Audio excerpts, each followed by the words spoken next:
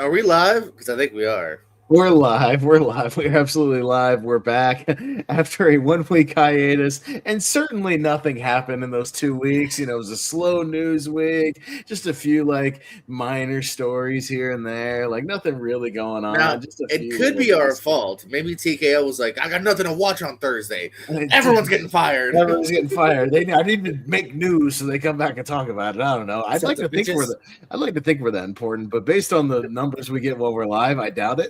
So what if that one number is Nick Khan? You know what? He could be watching. We have two people watching right now. It could be Nick Khan and Ari Emanuel watching right now.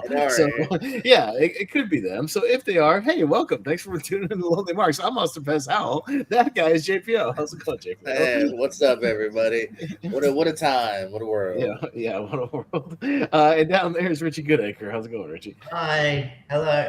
And in case it's not those two, hi, Mark Shapiro. Is that the other guy? This is TKO. Hello. And for all we know, it could be Dwayne Johnson. He owns a whole bunch of TKO as well, so it could be him. He bought him like a $3 million watch or some shit. And so no, a lot of releases, and he just for good measure, someone associated with wrestling had to pass away as well. Yeah, so we have a major death. We have releases. We have signings. People debuting on NXT. We've got all kinds of shit to talk about. So everything happened in the 2 weeks the 1 week we just happened to be off. The 1 week in between that Richie and I were like, we'll catch up in a week, no problem. And then everything blows up. And to be fair, we thought JPO was taking a little extended hiatus, and so we were going to give him his space, let him do his thing, and so maybe we were cursed. I don't know. I'm wearing my Danhausen shirt. Maybe we got cursed. I'm like Bailey's gimmick that they dropped. I'm a little bipolar, but hey, I'll drop that gimmick like Bailey dropped. Dude, I totally understood. Everybody needs a break every now and then. If you need to decompress, we were going to let you do your thing. No problem. We understand. Everybody needs a break every now and then. We all need a vacation. I get it. But we were like, oh man, everything just blew up. So that brings us to real quick before we even get into the news. Okay, we have to cover this, so we got to do some fantasy stuff. We got some business to take care of because certainly these releases did affect these rosters. So I have a potential solution, but let me recap what's going on with this. So I made a whole new fresh paper to get rid of all those slash marks and everything. So I got it nice and clean in front of me. Now we were all. The only person that wasn't directly affected was me, but even then, I'm kind of indirectly affected by a couple of things, but we'll talk about it. But all you guys had direct effects with these firings. So it's one thing on a roster is if somebody gets hurt. That's just shit, somebody got hurt, I gotta make a roster swap. That's happened to all of us so far. We've all had that. But as far as this one, JPO has been affected the most on his roster because both of his tag team slots are now unemployed. Jeez, Nick and Ari, I leave the show for a couple of weeks if I ever have my roster. So your New Day is gone and the Motor City Machine Guns are gone. So both your tag team slots now gone. Okay. Rhonda was also affected because she had the Tongans, and one of the Tongans is gone, as well as JT Mateo. So that affects her tag team slot there.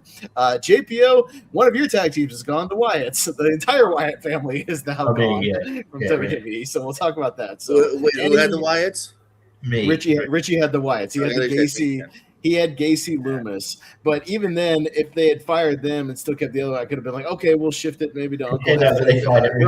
No, but they're all gone now. The whole faction's kaput. So he is gone there. And then look, I have Fraxium, and the War Raiders might have will be fired. I don't know how they weren't in this round. They could still be coming. I don't know, but they haven't been on TV all year. Triple Up might have saved them. I know they've done stuff at Triple A, but that doesn't mean anything to me since we don't cover AAA on here. Oh no, I know draft wise. Yeah, no, I just meant literally, but literally almost has a job, almost as a Mexico for last a year. But literally, my two tag teams, the War Raiders, have not had any points for me the entire year whatsoever. They've had no appearances except for one time. They got squashed by Oma before the match even happened, Oba, and so I didn't even get points for that. Fraxium just showed up for the first time on last week's SmackDown for the first time all year on television. So I got 5 points in a losing effort for Fraxium. So they might as well, my rosters can put anyways as well. This whole tag team thing is ridiculous. None of us are getting points on this at all. So what I've decided to do is since none of them are putting out any points for us at all, and a whole bunch of them were fired. Here's what we're gonna do. Yes, we know. We know. We know. I'm getting to that. I promise. It's gonna be fair. I know what I'm doing.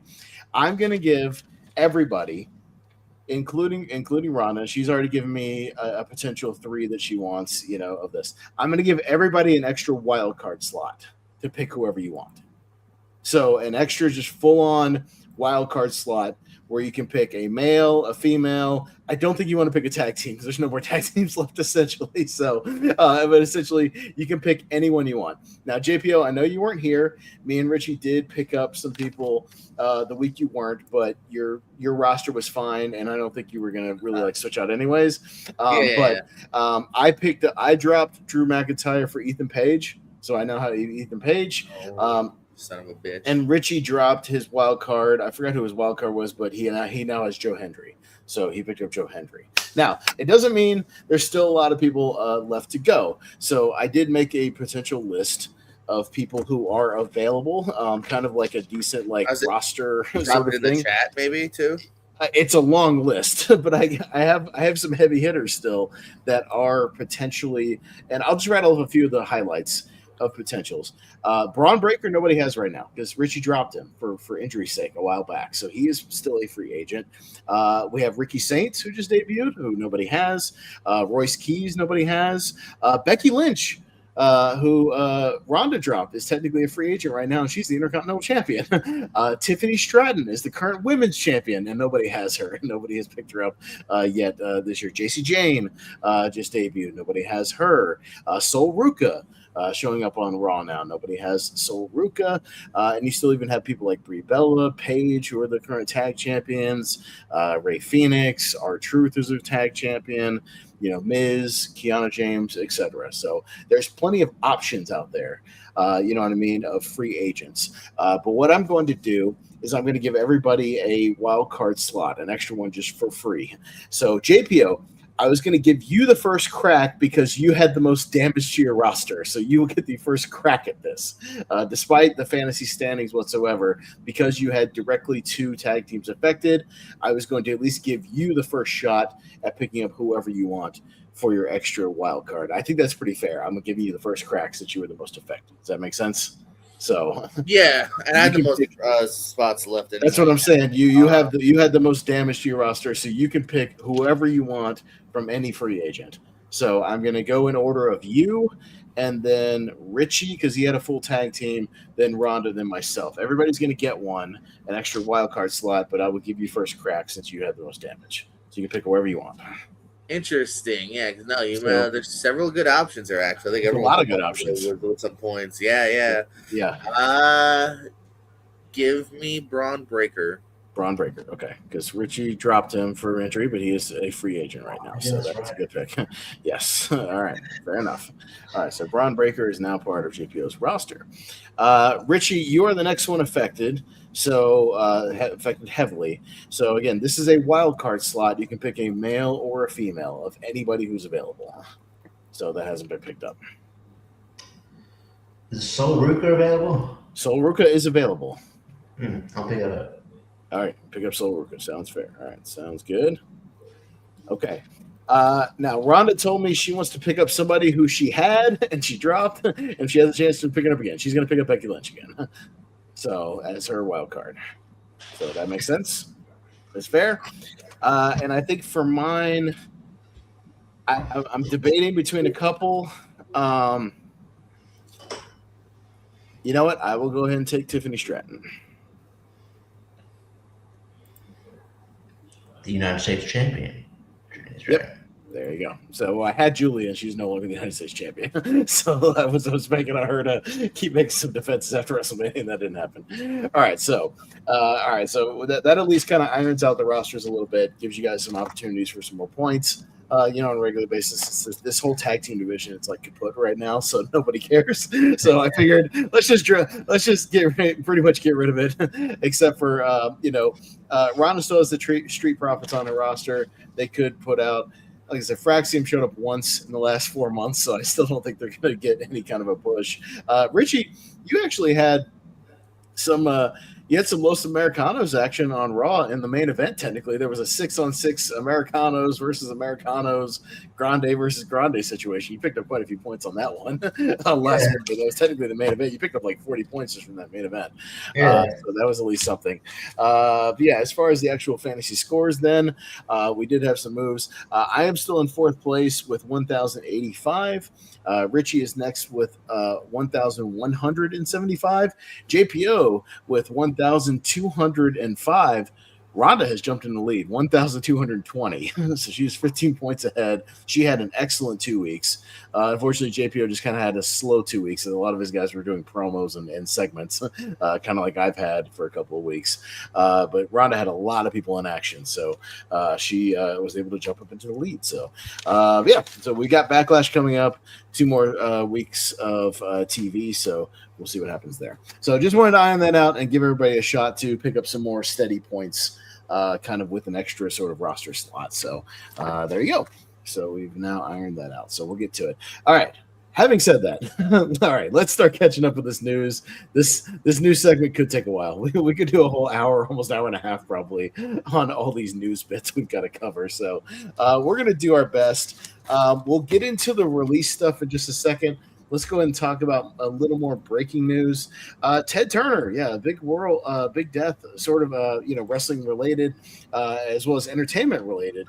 Because yes, Ted Turner passed away at the age of 88 or 87, I believe, actually. 87, I believe. 87, yeah, because he didn't quite hit his birthday yet this year. But yeah, a guy that not only big in the entertainment world, who started CNN. For anybody who watches CNN, he was the arbiter of that. Started Cartoon Network. For anybody who watched Cartoon Network for any given period of time, he was behind that. Obviously, the stations of TBS and TNT. Big bankroll of the Atlanta Braves. If you're a Braves fan, but responsible for getting a lot of the NBA Finals and playoffs on TNT and TBS. But of course, in the world of us, the wrestling world, kind of one of the bankrolls behind WCW in the 90s, and really a guy, and I think you guys would agree, had we not had a Ted Turner kind of funding the resurgence of WCW, we might not have had a Monday Night Wars and or Attitude Era. Not at all. It was his money that was able to get Savage, Hogan, Luger back, and all that. Yeah. Right, and then getting the money to get Eric Bischoff behind, get the NWO going, and one of the reasons they led the ratings for the famous 88 weeks in a row. So JPO, one of those guys who we felt his presence back then. His presence is even felt in AEW. I mean, literally 2 of their titles, JPO, are the TNT and TBS titles, the Turner Broadcasting Station and Turner Network Television titles. A nice thing on Dynamite where Sting and Shivani talked quickly about it, mentioned that like the side plates are of like the original building and whatnot. So and that's back when they made the titles. Not like they did that today as an honor. They did that that's been always their thing. It's to honor like the legacy that wrestling has continued on these stations now, after the legacy of WCW. So and let's not forget too never mind. I was gonna say what was the WWF spoof, Nacho Ted, or the one when like Hogan and Savage were fighting. They're making fun of him. But I definitely 100% wouldn't have had the big Monday Night Wars without him, because he had the money. He had a little bit of a love for pro wrestling. Was the one reason they stayed on TV. Once he kind of lost his power is when they were like, let me get this WCW stuff off TV. If he had stayed more in power, WCW might have lasted even longer too. Yeah, for sure. Richie? Yeah, hugely influential in the in wrestling. Getting to what it. Especially what it is today, especially with Monday Night Wars. You could definitely make an argument. We talk about all these like celebrity sort of inductions into Hall of Fame. I think Ted Turner could could go. Is he a celebrity? I don't know. Well, he's I mean, as much as like at the time Donald Trump was kind of a celebrity, I would think so. It depends what you mean. Donald Trump was in movies. And also it depends what how you class a celebrity. Sometimes I just class a celebrity as a famous person.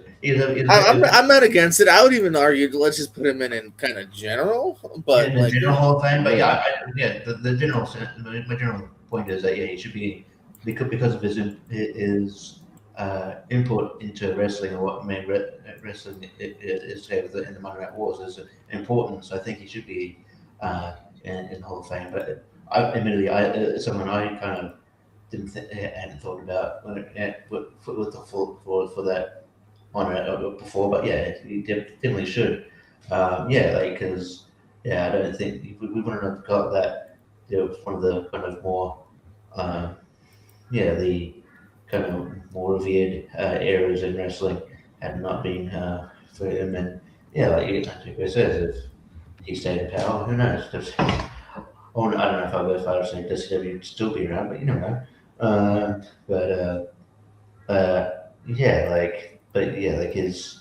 I think his impact throughout entertainment in general will be felt for a long time. So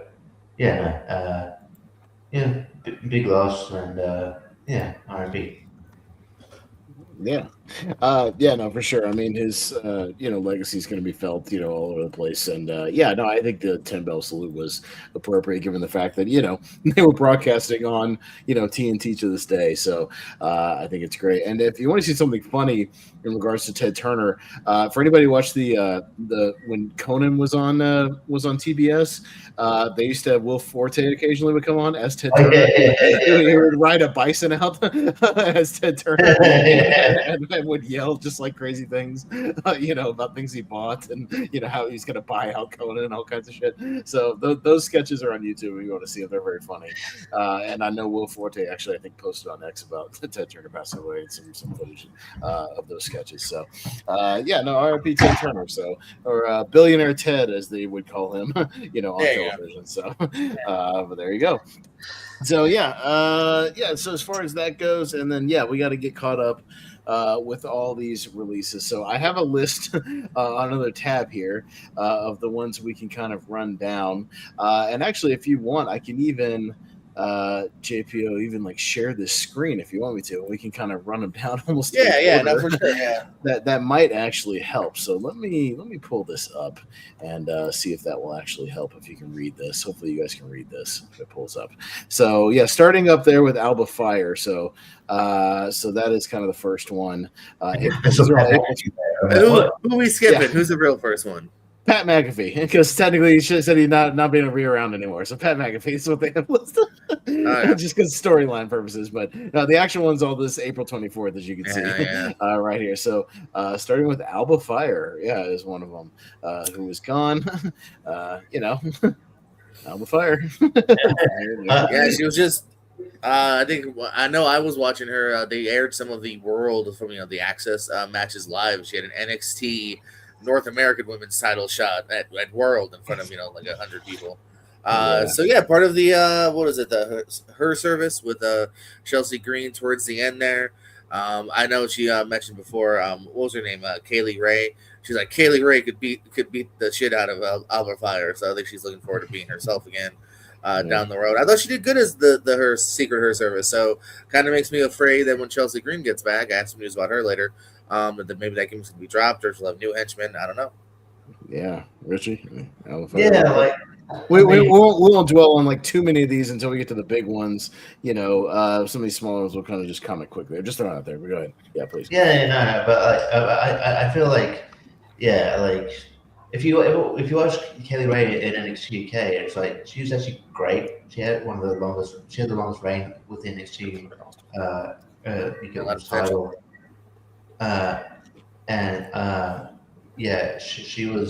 She was really good. But and sometimes fans will get this perception because then you watch WWE. It's like, oh well, she's not pushed that well, so she's not good. But no, Kelly Ray is really good, and I think. I think she should have been at that level, but clearly WWE saw her at a certain level.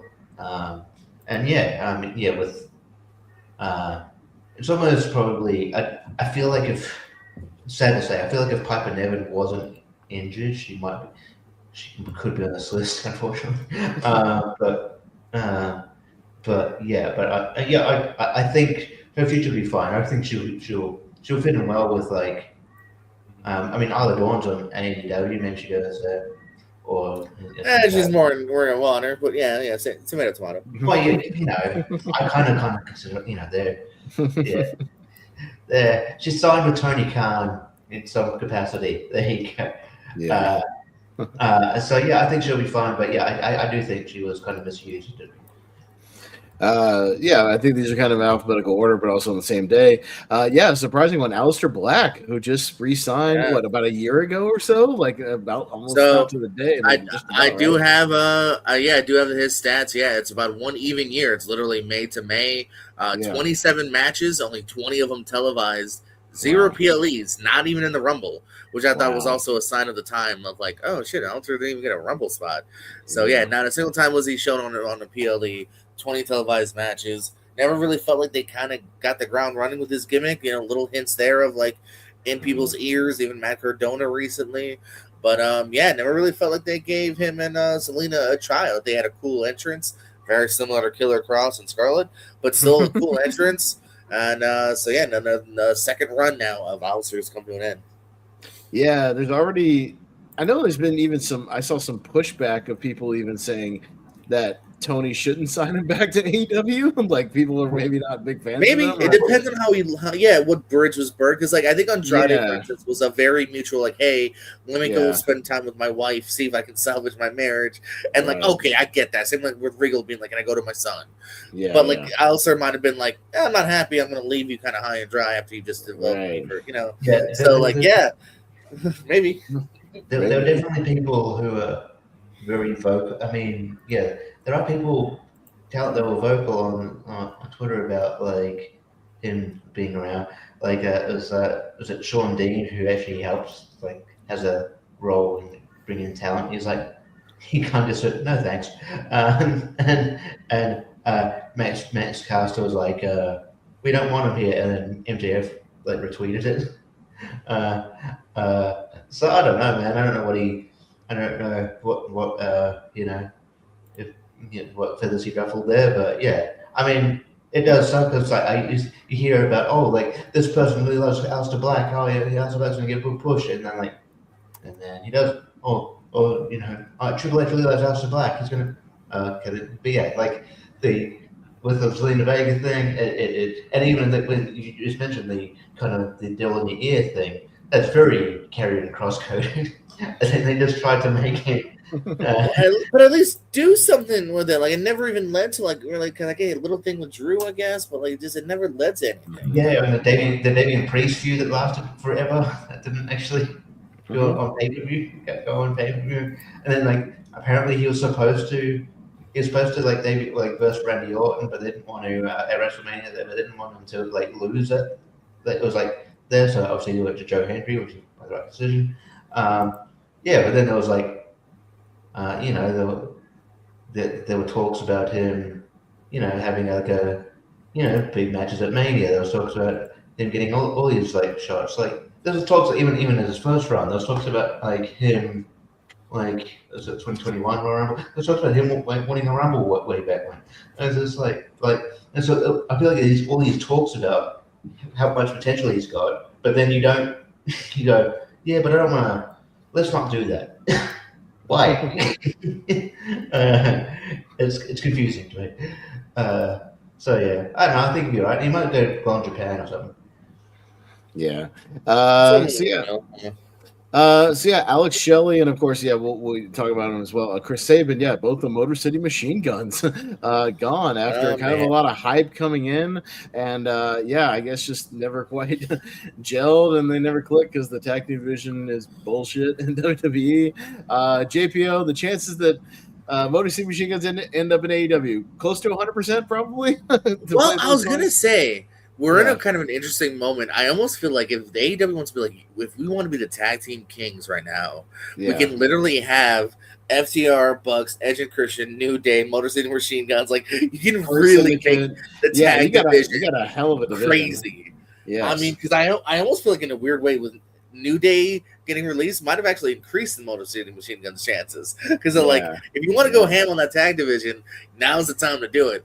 Because they did dip their toes previously. They were on a PLE actually for AEW pay-per-view. See, now I'm going to use the PLE.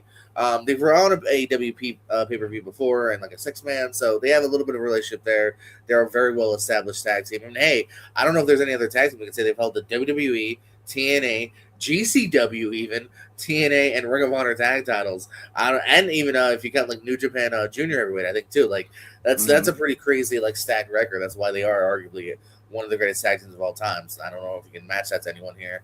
Only around since October of 2024. Short reign as tag champs, a little less than a month and a half is how long they had the titles. They got 2 PLEs out of it.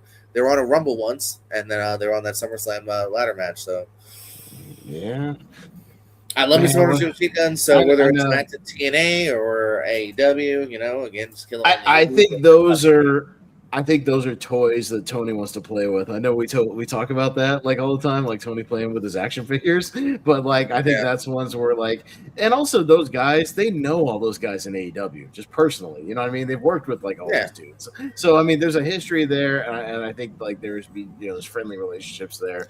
So like to get in that one more match with because I don't think I've ever seen them in FCR. That's a unique match. Obviously, it's a Christian. If that's a possibility, Young Bucks would be dope. I'm sure that's maybe happened, but. I'm sure it's happened at some point because they were even in TNA at the same time, right? Like when the Bucks were there early, right? So it's probably happened at some point, just maybe early or even on the Indies. Yeah, I could see that happening. But yeah, I think their style just leans more to AEW. Yeah, they fought a few times in Ring of Honor, New Japan. There's a PWG match, so never in TNA except for a pre-show match, actually. Okay, fair enough. But Richie,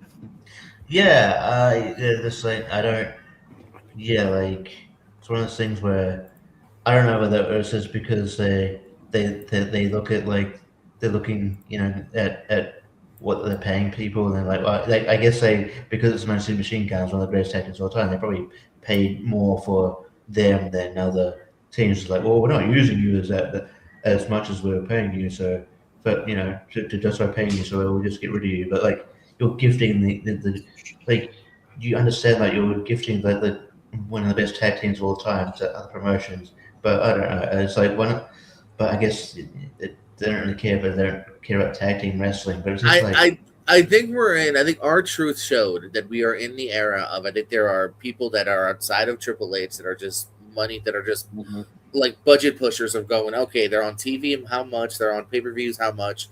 And we're paying them how much? It's not worth it. Fire them. Like, what I mean? That's the era we're in right now. And also, by the way, I was very wrong about TNA. They fought in TNA a lot. I forgot the Young Bucks were Generation Me. So the Bucks search just happened. Then when I revived the search, they're they fought a lot in TNA.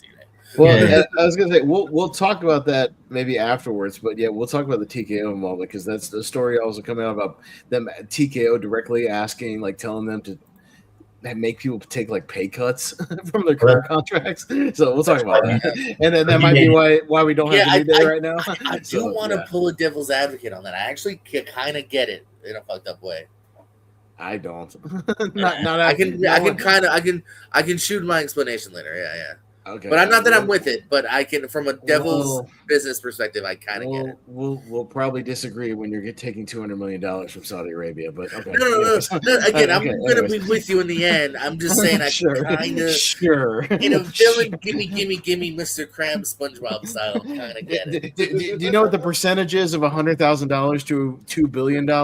It's a drop in the bucket. I'll just put it out there. Yeah, but why have one yacht when you can have 2 yachts? Like, you know what I'm saying? You know that you do make a good point. They do need more yacht space. I get it. Yeah, and then I got to hire several maids for the yacht, and blow is expensive. Yeah. We'll get to that. I got a rant about that. But sorry, I would cut you off, Richie. You can finish your. It's just they gifted a tag team that they could have done a whole lot more, more. That's basically what it is. I was excited that they were coming to WWE. There's a lot of options, and they spent a lot of time in catering, like all of the tag team. So it's just what it is. I don't know if they just saw their age, but I don't know. So, but some of these could be age related because, like, when you actually look at these guys, I don't know why though, but yeah, I don't know. These could be, but because I looked up the next guy's age as well, and speaking of the next guy, I guess JPO, it's the end of Chase U because Andre Chase is no longer here, so no more Chase U. I'm glad I got my photo with him at the house show. That right, yeah. But Andre Chase is gone. I've been around for a while. By the way, June of 2021, he started popping up on NXT and 205 Live. Remember that show? Two-time NXT champion.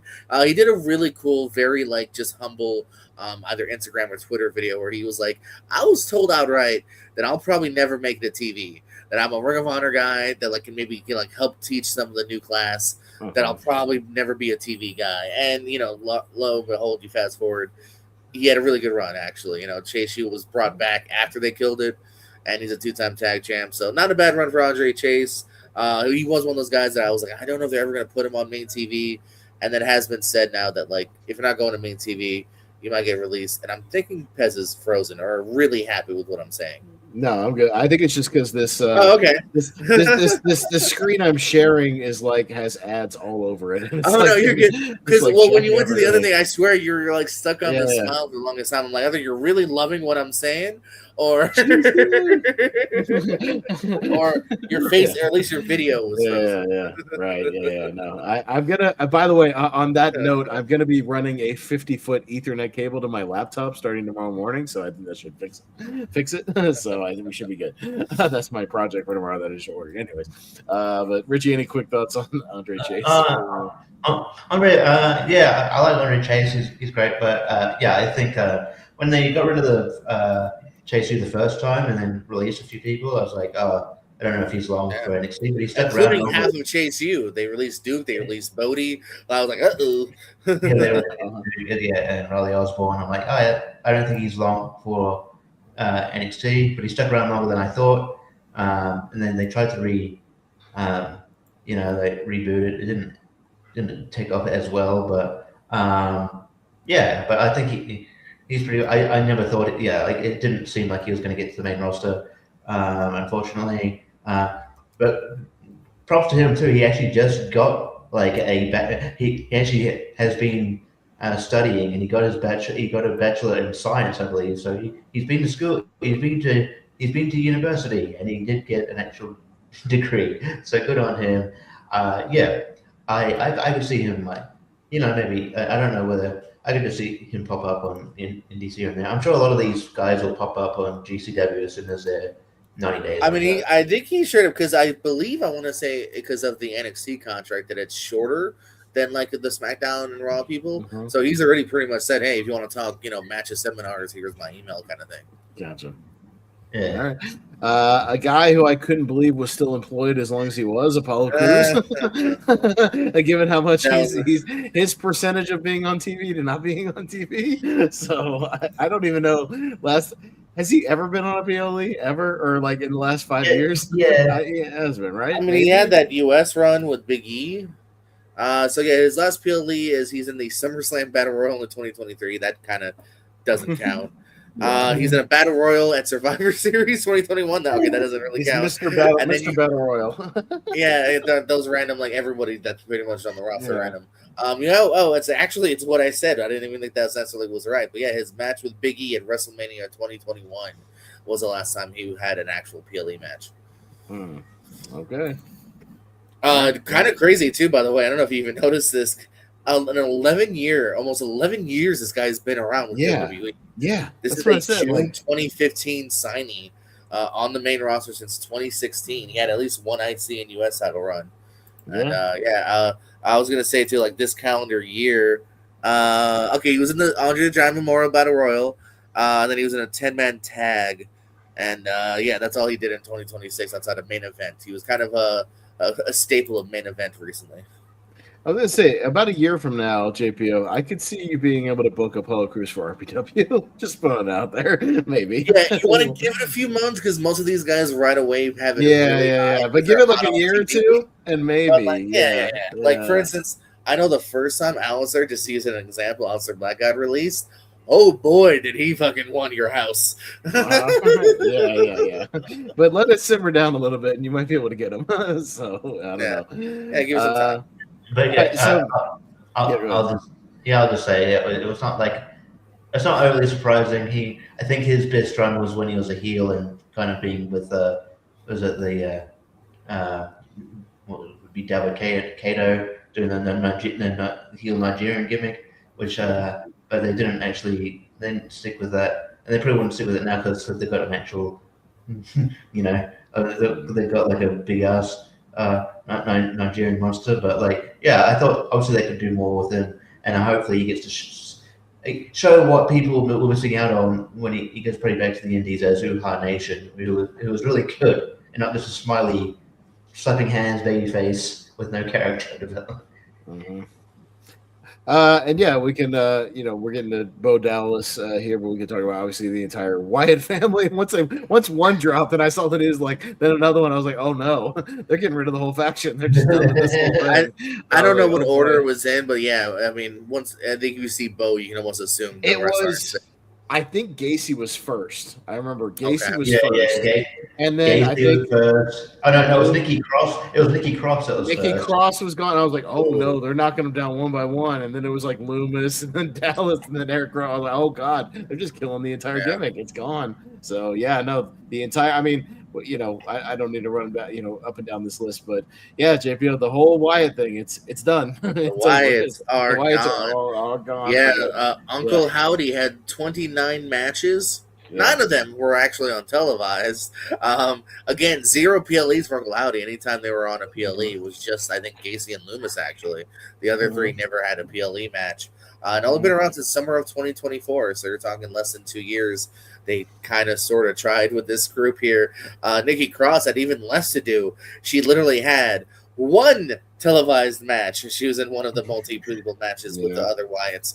5 matches in total. So only even 4 house shows she ever actually got to wrestle. So they never even tried giving Nikki something to do on a solo run, which I think is kind of crazy because Nikki's another one that's been around for a good minute, man. 2016. Nikki's been around since NXT, 2018 on the main roster, 3-time tag champion. She had that Raw Women's title kind of shortly, but still had the main title. And let's not forget, a 10-time 24/7 champion. And then champion. She's the one that trashed it. Yeah. So yeah, she'll have that act. And so she was doing the catatonic thing. Yeah, and finally at that point here. And then even Eric Rowan is another one I looked up. He only had 9 televised matches. Loomis and Gacy got a little bit more. They actually got a PLE match. They were tag champions. Loomis did a cool video of him and actually Indy Hartwell. Remember, they were a couple back at NXT of her helping shave off like his like crazy white hair. So like a little teaser for wherever he goes next. I know Loomis had a long time with TNA, and that is where Indy is. So I don't know if that's a hint of TNA possibly, or that was just a cool thing him and Indy did. They might both be Florida people. I know Loomis obviously in Pesnos was Florida guy for a long time. Oh yeah, no, I ref many a Sam Shaw matches. Sure, Oh yeah. I've got a photo of me ringing out to him and whatnot. So I don't know if that's a hint or if it's just that was just a cool viral thing to go viral. Gacy was a long time indie guy, Evolve, Combat Zone. Don't know. Kind of interesting to see where Uncle Howdy Bo might go. I could see Bo maybe even sadly leaving wrestling. I don't know. That's one's going to be kind of interesting to see where he goes. Eric had done the indies and it popped up in AEW a couple times, so see where he goes. Nikki's married to Big Damo, who's still doing all the indies. Damo fought Paul Walter Hauser during WrestleMania weekend, so I'm sure we'll be seeing Nikki pop up on the indies or the UK scene at least. But yeah, like I said, Gacy wasn't a heavy indie guy, so I think he'll be fine on the indies. He'll go back to the indies. Yeah, no, I mean, I can easily see GCW running with him for a little bit, or and he's good, man. Like I'm a fan, and he's lost weight over years. Yeah. He was a chubbier guy. If you look up at like his early Combat Zone days, so like he can go. I think he's a good hand. Whoever takes him. Mm-hmm. Richie. Yeah. I don't think Bo wasn't doing much in wrestling prior to getting re-signed. Like he kind of was kind of. That's why I questioned him. I could see him maybe being like, "All right, I had my thing."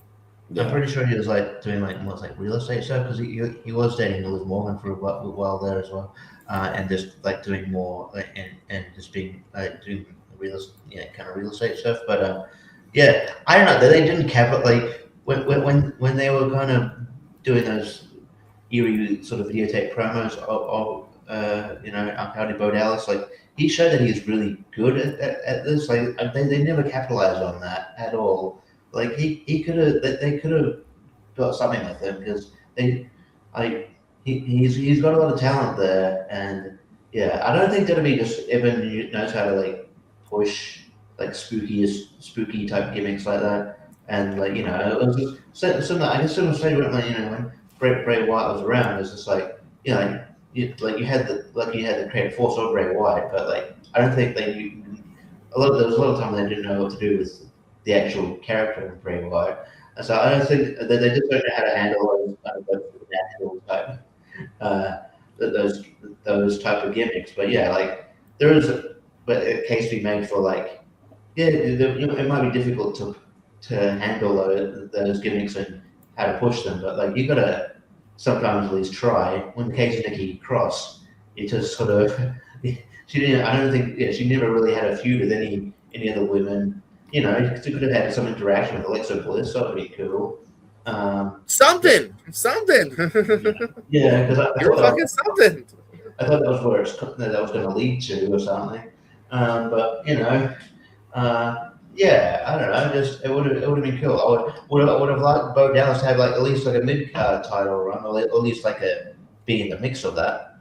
But I don't know. I just it seems silly that they didn't know what to do with them. I think like considering that was their debut where they wiped out everybody backstage. That was so awesome. You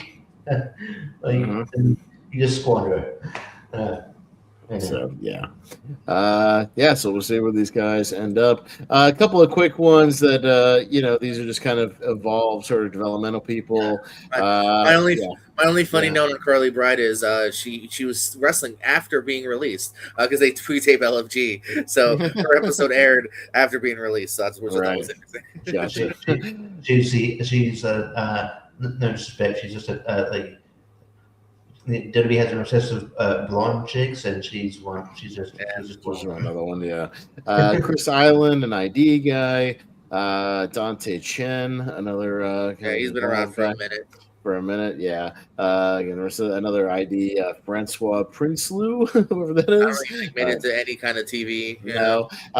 Here's the next one. Yeah, Kairi Sane, who literally we were just in the middle of a storyline with EO deciding between her family, one family with Rhea and her older family with Kairi and Asuka, and now it's just Asuka, and we just don't even bother. We just move right along. So yeah, JPO, this is a baffling one right in the middle of the story. So like my problem too is, man, okay, if you can plan ahead, I feel these companies, especially WWE, more than any other company, and because if you think we're gonna have him leave, let's finish. Don't forget, Motor City Machine Guns also had that weird thing with Gargano. Like maybe they're gonna split because Shelley still looks after Gargano and Saban second. Like, okay, we never finished that. That was still even being used in the Andre Memorial Battle Royal, like literally days before their release, and then a week or two. And then now you have this Kairi Sane thing, like that didn't really feel finished. She's been kind of, treated by Asuka for like well over a year now. So you figure at some point she's gonna like have her match with Asuka, even if it's just putting Asuka over, like finish it. That's all. Have a thing where Asuka maybe beats the shit out of her, and you know what I mean. Then you can have Asuka can have a nice title shot, or something. Because again, it's just like it makes me worried to like ever be invested. Because I'm like, are you gonna fucking pay off this long? Because that's a long storytelling between those two that will never really have much of a finish. And yeah, a lot of people are big fans of her.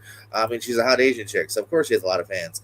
And this last run was only about a 3-year run. She returned back in I think it was summer of 2023 and whatnot. So yeah, Richie. Yeah, I love Kairi Sane. I think she's great, and it seems it's rather weird that you're building something up only just to cut it off where it reaches its conclusion. Like I did read something where it's like, oh, she's voiced her her desire to maybe move back to Japan. It's like, well, and Brian Albert said this too. It's like, okay, be that as it may, I'm like, well, just do do the breakup angle that you're going to do clearly, and then and finish the storyline, and then if she wants to leave to go to Japan, then do that. Don't leave it hang. Right. Don't leave it hang. I did, I've heard that like there's a apparently according to him there's a more than 50% chance that she might show up at Backlash, but still I don't think she's resigned. I think she's just like, oh well, okay, we'll do it. Finish the story. That's what Malcolm was saying. It's like maybe like a one-off thing at Backlash, but I don't know. That's I feel that would be even worse. That would be a tease, in my opinion. It kind of films it, so it's a one-off thing because hey, we'll give this to you. We'll give it a one-off thing. It's like I don't know. Just like it makes it feel weird now. But yeah, it's just like that was bizarre. And like it's not like one of these people. A lot of these like releases, and some we'll get to. It's like it's not like overly surprising because they're not featured on TV or they're obviously perceived at a certain level. Kairi was on TV pretty consistently, and it wasn't like she was like losing a lot. Like Kabuki were pretty. Well, technically, didn't like just a couple weeks ago she beat Io in a match. I mean, there was like interference from Asuka, but she pinned Io on Raw like 3 weeks ago or something. So you get to thinking that high on her. So it seems that seems bizarre that like she'd be on this list. Like I don't know. I'm quite shocked that I don't know.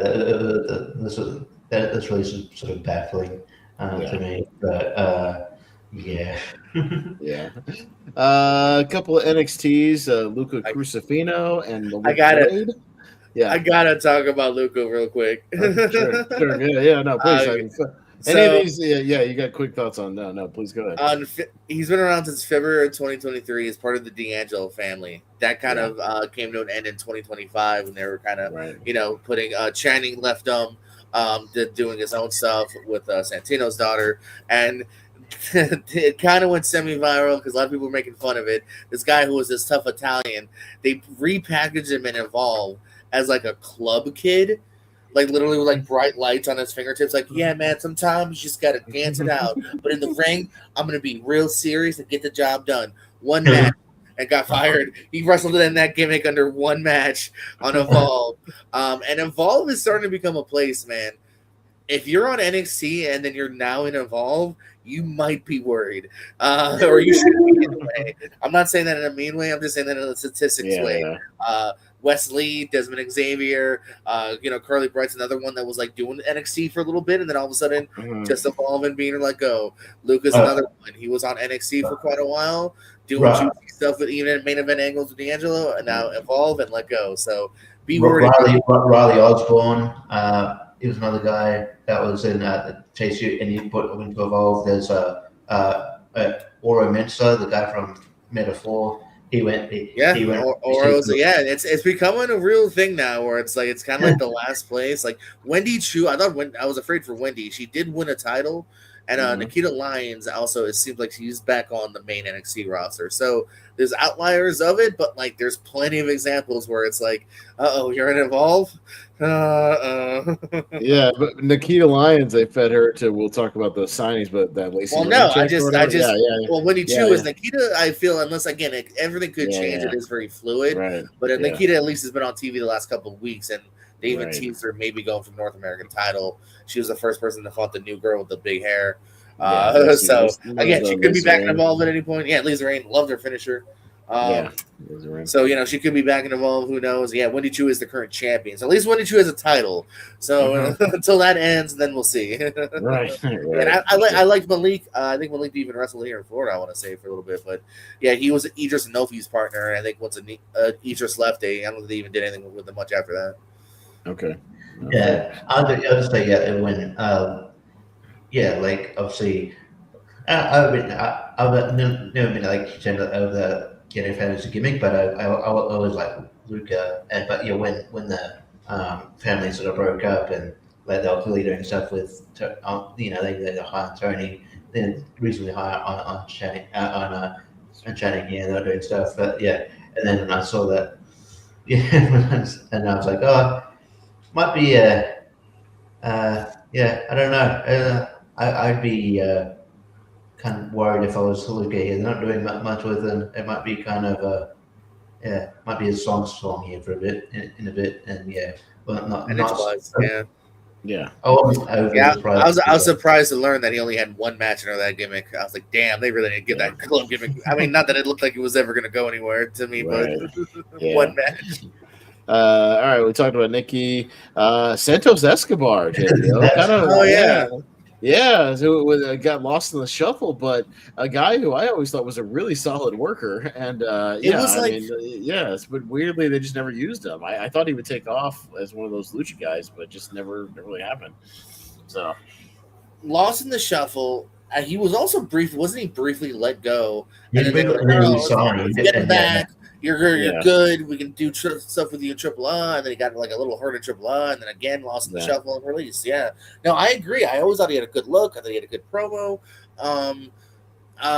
When he kind of turned heel in the LWO, I thought, okay, that's now we're gonna turn up the fuel, and then that didn't happen either. Yeah, Richie.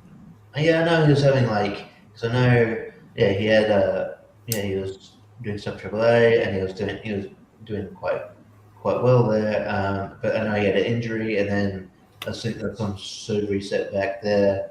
I don't know whether they were not yet so I think he renegotiated when he got released the first time. I think renegotiated for more money, and they were like, well, if they were like, oh well, again it was like a cusp kind of thing where they're like, well, not using you as much as we were intending to, or whatever. But I don't know, he's a guy that could have been a champion in AAA at least. I think he was feuding with Dr. Wagner, or not, the Dr. Wagner Jr. the son, but he was in a prominent position on that show. So it just seems, and he could have. They're always looking for it's a running joke. They're always looking for a Mexican guy to be the next Rey Mysterio, and they always just revert back to Rey Mysterio. But really spent this in, all right. At the same time, though, they don't really give up on people quickly. I'm not saying Santos would be a Rey Mysterio, but I was championing for it to be at least those guys that wrestle for the WWE title on a B show, just to get him that spot, but not they won't win the title, necessarily win the title on that show, but just to show people that they can hang in that spot. I was sort of championing him to face Cody at one point, but I guess I didn't even realize he was King Cuerno in Lucha Underground, former Lucha Underground champion. So Lucha Underground might return. That's a rumor. So maybe we'll go back. That's true. Yeah, Lucha Underground, and I could see him going to CMLL or something like that. Like one of those. Yeah, no, he'll find a home definitely at the very least somewhere in Mexico for sure. If anyone else wants to take him, because I think he's got some upside. Yeah. ID Talent, Serena Linton, Vol Talent, Trill London. Trill London, I thought funny because I think I know that I knew the name before the wrestler, because there was a story that a couple years ago came out with a whole bunch of names that we trademarked. I'm like, Trill London, that's a silly name, and then it came up and then it was attributed to this dude. And he was I didn't mind him, he was fine, but it's not a Vol Talent. But Tyra Steele, I need to talk about. Okay. She wins LFG. It's like, oh, cool. Earmarked for big things. And if you watch that show, they're raving about her. They clearly, they're almost it's so you almost could argue that they're going to get her to actually win. And it's just because they're oh, she's Olympic gold medalist. She's amazing. She's gonna go far. Look at it. She gets it. And then I think she was in wasn't she in some segment with Gable Steveson or something? She was in. I think she was in. Oh no, she was in. No, not the episode. She was in something. She was in the segment with Tavion Heights, and then they didn't and then it's they just stop using her. And I'm like, okay, well, it's, she might need time to just train. And it's like they gave up on her. It's like, I don't know. I think she had more potential than like someone like Gable Stevenson. So I don't know. It just seems weird that she didn't develop as fast as they wanted her to. I don't know. It's like not everyone's gonna be like Bianca Belair. There is definitely a story I feel to this one here because as you said, it makes you not worried and the respect of okay, LFG she wins it and she doesn't even last. So like now is the new Tough Enough where the winner kind of doesn't actually mean anything. Because thus she had a lot of potential. Obviously, like you said, they hyped her up on LFG, but yeah, she only had 4 televised NXT matches. Otherwise, she was constantly on LFG. And hey, there's Evolve again. And one of those NXT matches was on Heatwave, one of their specials with Tavion. Just in the winner doesn't get an NXT contract anymore with LFG. That's not totally true in a way. So what the new season, what it is, so at the end, they would like guarantee that like they're supposed to get an NXT contract. The new season is saying at any point you may go to NXT, you may go to AAA, you may go to Evolve, we may fire you. That's like the new gimmick of the new season. Oh boy. You know what I mean? So for instance, in like the first episode, it shows like Kendall Gray going to the main roster of NXT. You know what I mean? Like it's no longer like, hey, maybe you will, maybe you won't. Now it's like it's more of a they're kind of treating LFG kind of like a developmental, like, hey, maybe we'll call you up, maybe we'll fire you, maybe we'll send you AAA, etc. So they don't have a winner per se. There's no eliminations per se, unless they fire you, and there's no winners. Yeah, there'll be no winner. There is coaches still, like, and they're more or less. It's like saying there's agents per matches. Like now it's Kevin Owens. It's not Taker anymore. It's Kevin Booker still, Bubba. And I'm blanking, but yeah. No, not Michelle McCool. Yeah. No, God, no, and good, because she doesn't deserve to be a coach. Wasn't there like I saw one clip? I think it was Shawn Michaels telling is it Tiffany Stratton's new boyfriend, but he'd be better off in AAA. There was somebody else. Yeah, they teased him as a firing. Not Shallow. Mason. God damn, No, he's in AAA now. I don't know. You brought it up. Tyreek, is that Igwe? Tyson DuPont. The only thing I'll say on them is once again, NXT Evolve gone. Just say they also fit that. They also fit that role. Right. Okay. And it kind of goes with Aleister Black, but Zelina gone as well with Aleister. So will she follow him? I guess maybe. I would imagine it'll be a pair. I think probably pair hand in kind of hand. thing. She kind of got pissed at Sean Ross Sapp for reporting that she got released. I'm like, dude, I don't know, man. I understand that you're kind of emotional and a bit sensitive, given that that you just got kind of the bad news, but like he's a wrestling reporter. He's going to report it when he gets it. I'd like to hear her side of the story, but at the moment I'm on his side. That's what he's gonna do. Yeah. It's not like he said like, hey, that POS got released. Doesn't she suck? He just literally stated a fact. He just stated it, and she was just like, well, it would have been nice if you had let me like make a statement first before you report it. Well, then he wouldn't be reporting it. He would be reporting your statement and then talking about you being. Yeah, that's not really how it works. That's not really like breaking a statement. Yeah, that's not how breaking news works. Somebody break that shit as soon as possible. Yeah, so I don't to see with her. Yeah. She had been around for a minute though, man. She signed back in what I got here. 2018. So she's been around about what was this, 8 years at this point here. Debuting on SmackDown quickly, only a small NXT run before being on SmackDown. Less than a year. Was a former U.S. champion and tag champion. Only once though. Next one is Zoe Stark, who ironically enough, who again got hurt.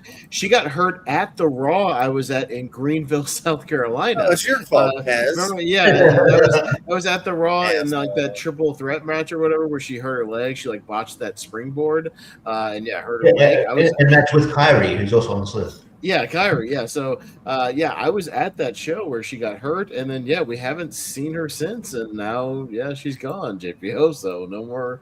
It's another about an even year that she's been hurt. May I saw her at the Hall of Fame, and I was like, oh, good to see her at the Hall of Fame.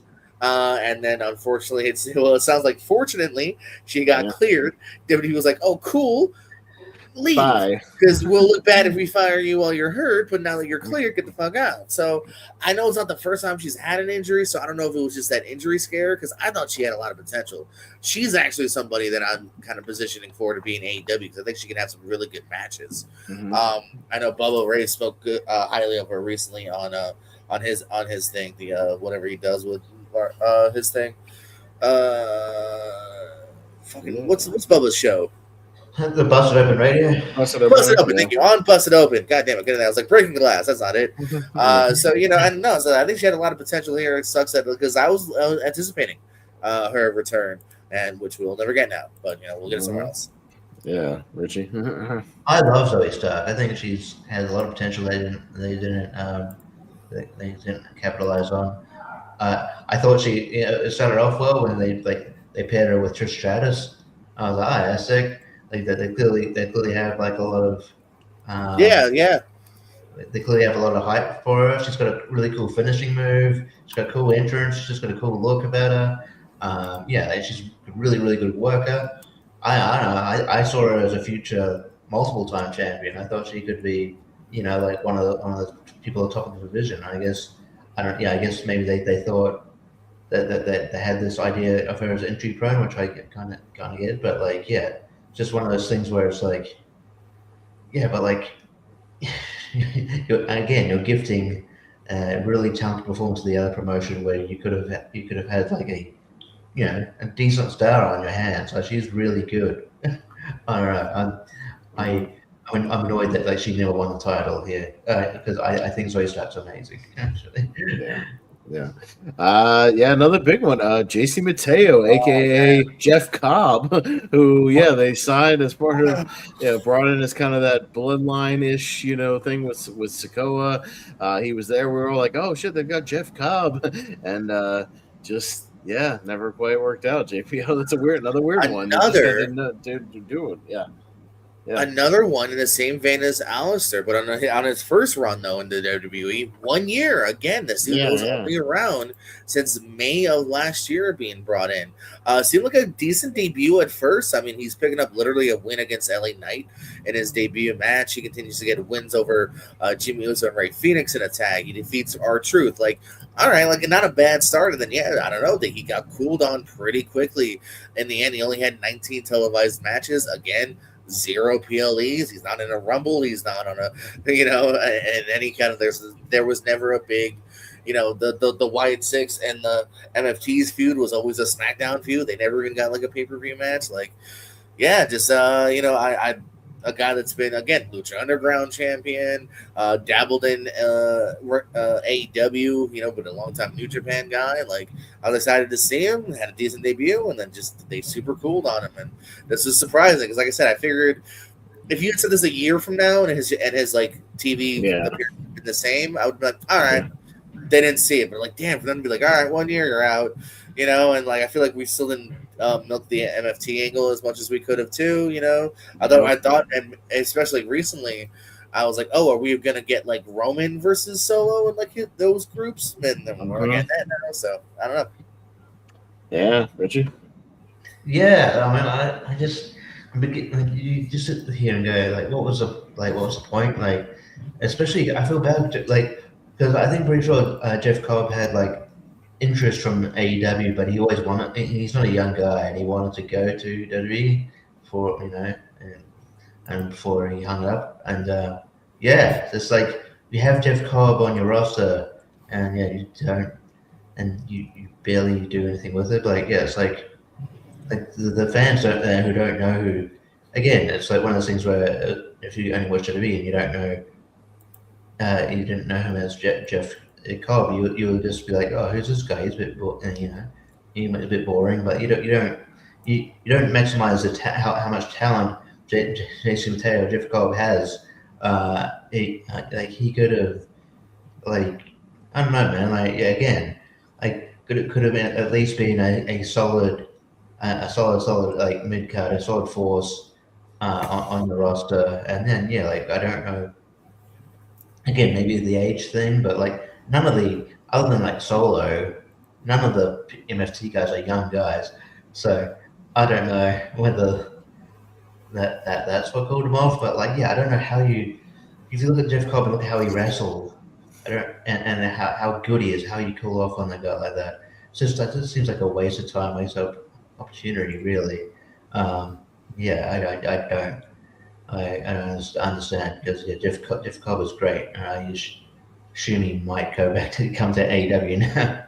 Yeah, you know that contract they're offering me. Either that, or I actually could see him more just going back to Japan for a while because he was a pretty decent star in Japan. There'll be zero problems with going back to Japan, like if AEW or TNA or whoever has interest, maybe. But yeah, he's gonna be safe one way or the other. Yeah, he'll be long time New Japan guy. Yeah, you know what I mean? Yeah, in Japan, indie guy, he'll be fine. He did wrestle a dozen times though, 10 times for AEW. So Tony did like him a little bit. So yeah, Tony likes him. Let's come back to the New Day. Let's round out the rest of these because they're kind of the big ones. We'll come back to them. We'll kind of end with them.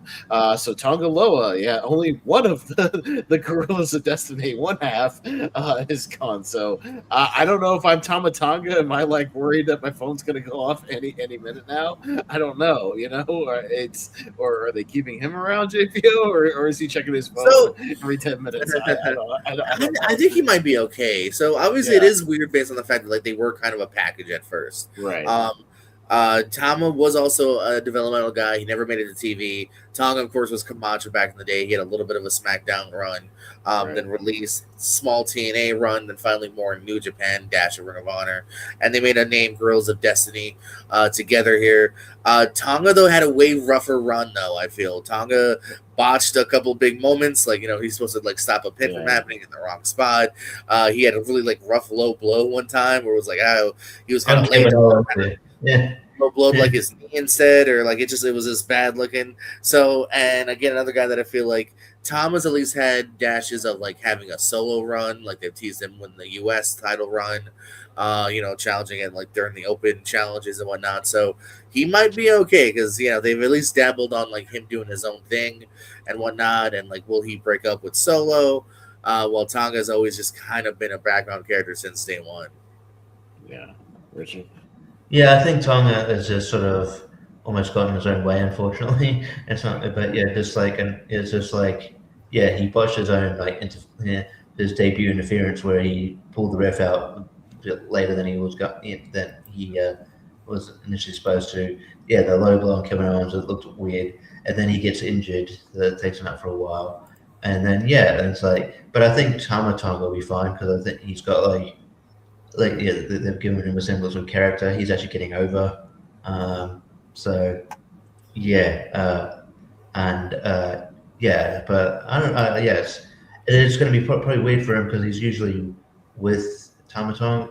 So interesting to see where he goes from here. I did see like a goof on. I think it was on in the alumni section of the website because they have Camacho and Tongaloa as separate profiles. I guess they're different characters, but they're the same person.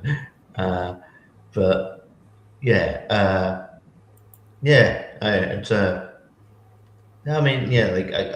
bad for the guy because he's a good worker. He just kind of had to, just a series of sort of like a Sin Cara thing, where it's just unfortunate that he had a couple of botches in a row here,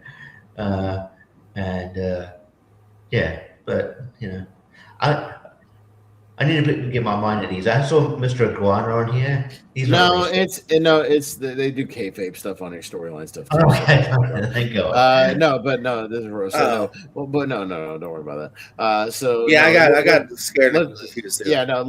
Let's end on the big one. So the big one of the week. I was going to say too, I'm a little confused by Drake Moreau's status too, because he's the guy we were mentioning before that was sent to AAA. So I don't know if he's out of a contract or what? Almost a contract, right? So that one's confusing me.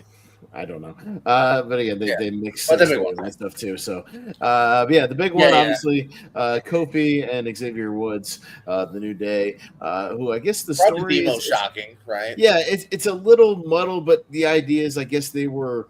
Yeah, TKO's been like having people like renegotiate contracts. Some of them, being asked to take pay cuts, and apparently instead of renegotiating, Kofi and Xavier were just like, nope, no, we're good. We're gonna head out. I think we're done.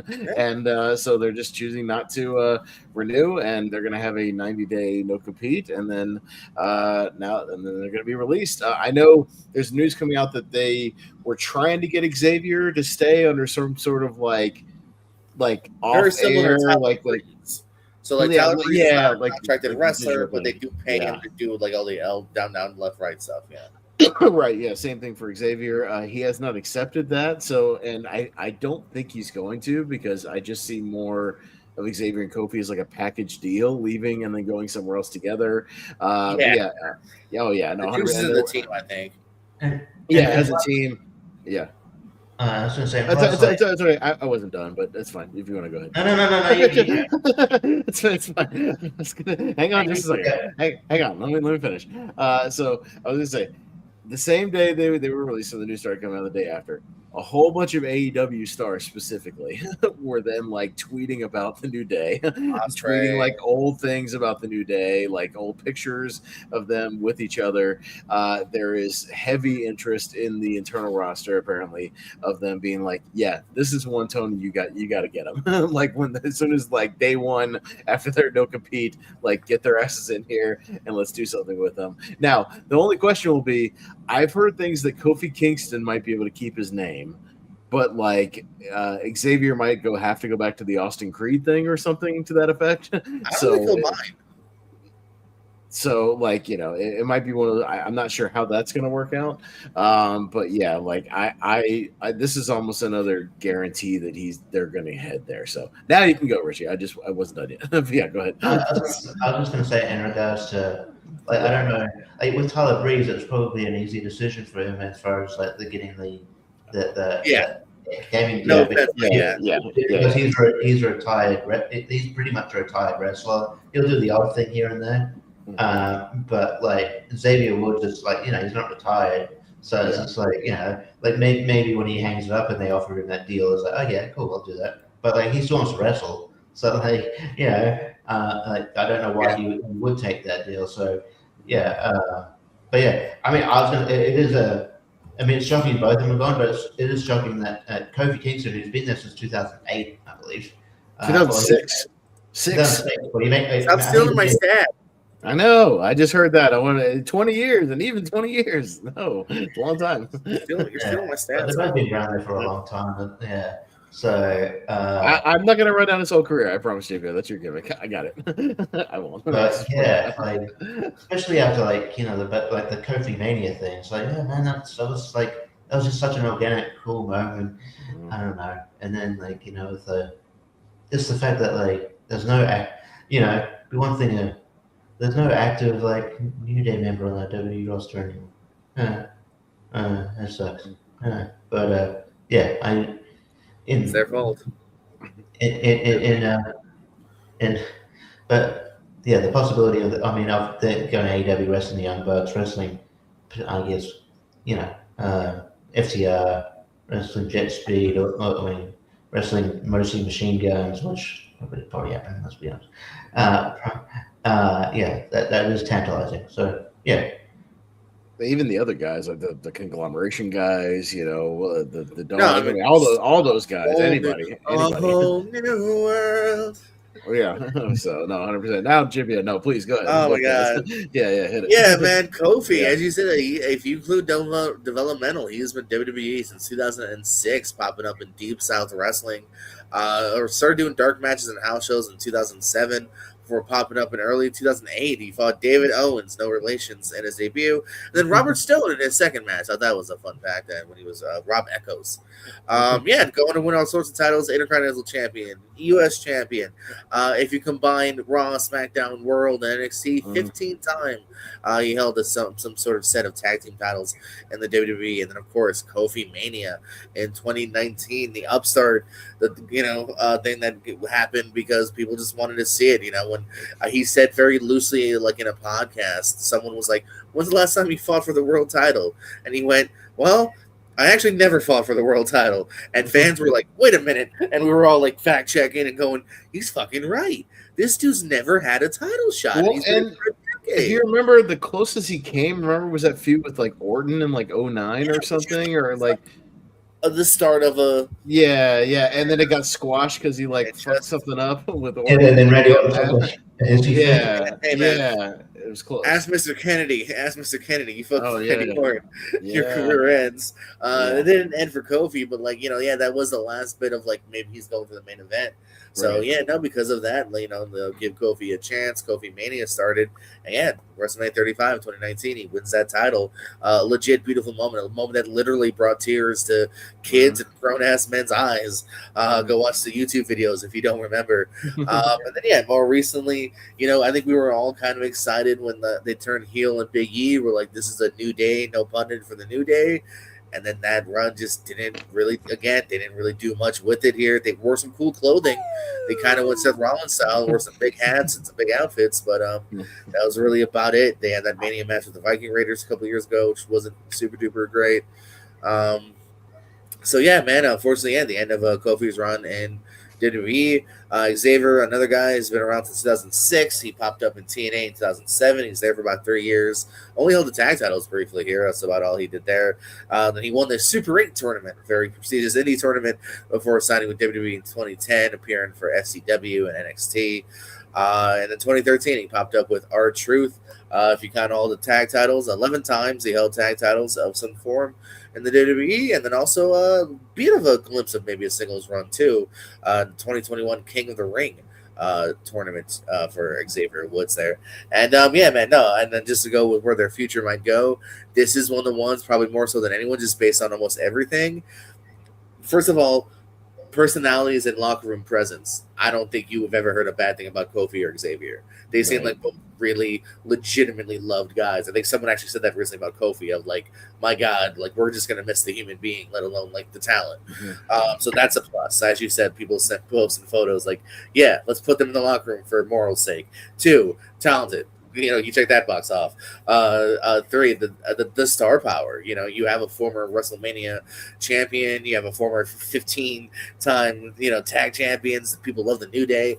Obviously, I will imagine the New Day name has to go. Whatever name they can pivot from. What is Fresh Morning doing on Dynamite? They'll come up with something, man. FTND I saw, which is instead of fuck the revival, it's fuck the New Day. That's a fun joke they could go with. I think that's pretty safe to assume, unless they just want to take it easier maybe for a couple of years, who knows. But otherwise, I just think the money, the potential, the matches again, because they've been WWE stalwarts for so many years, never had a Young Bucks match. I would imagine them. The New Day probably did some stuff. Oh yeah, they definitely did. But never had a Young Bucks match. Never had so many places. The conglomeration to you mentioned Jets being cool, so I'd be up for that match here.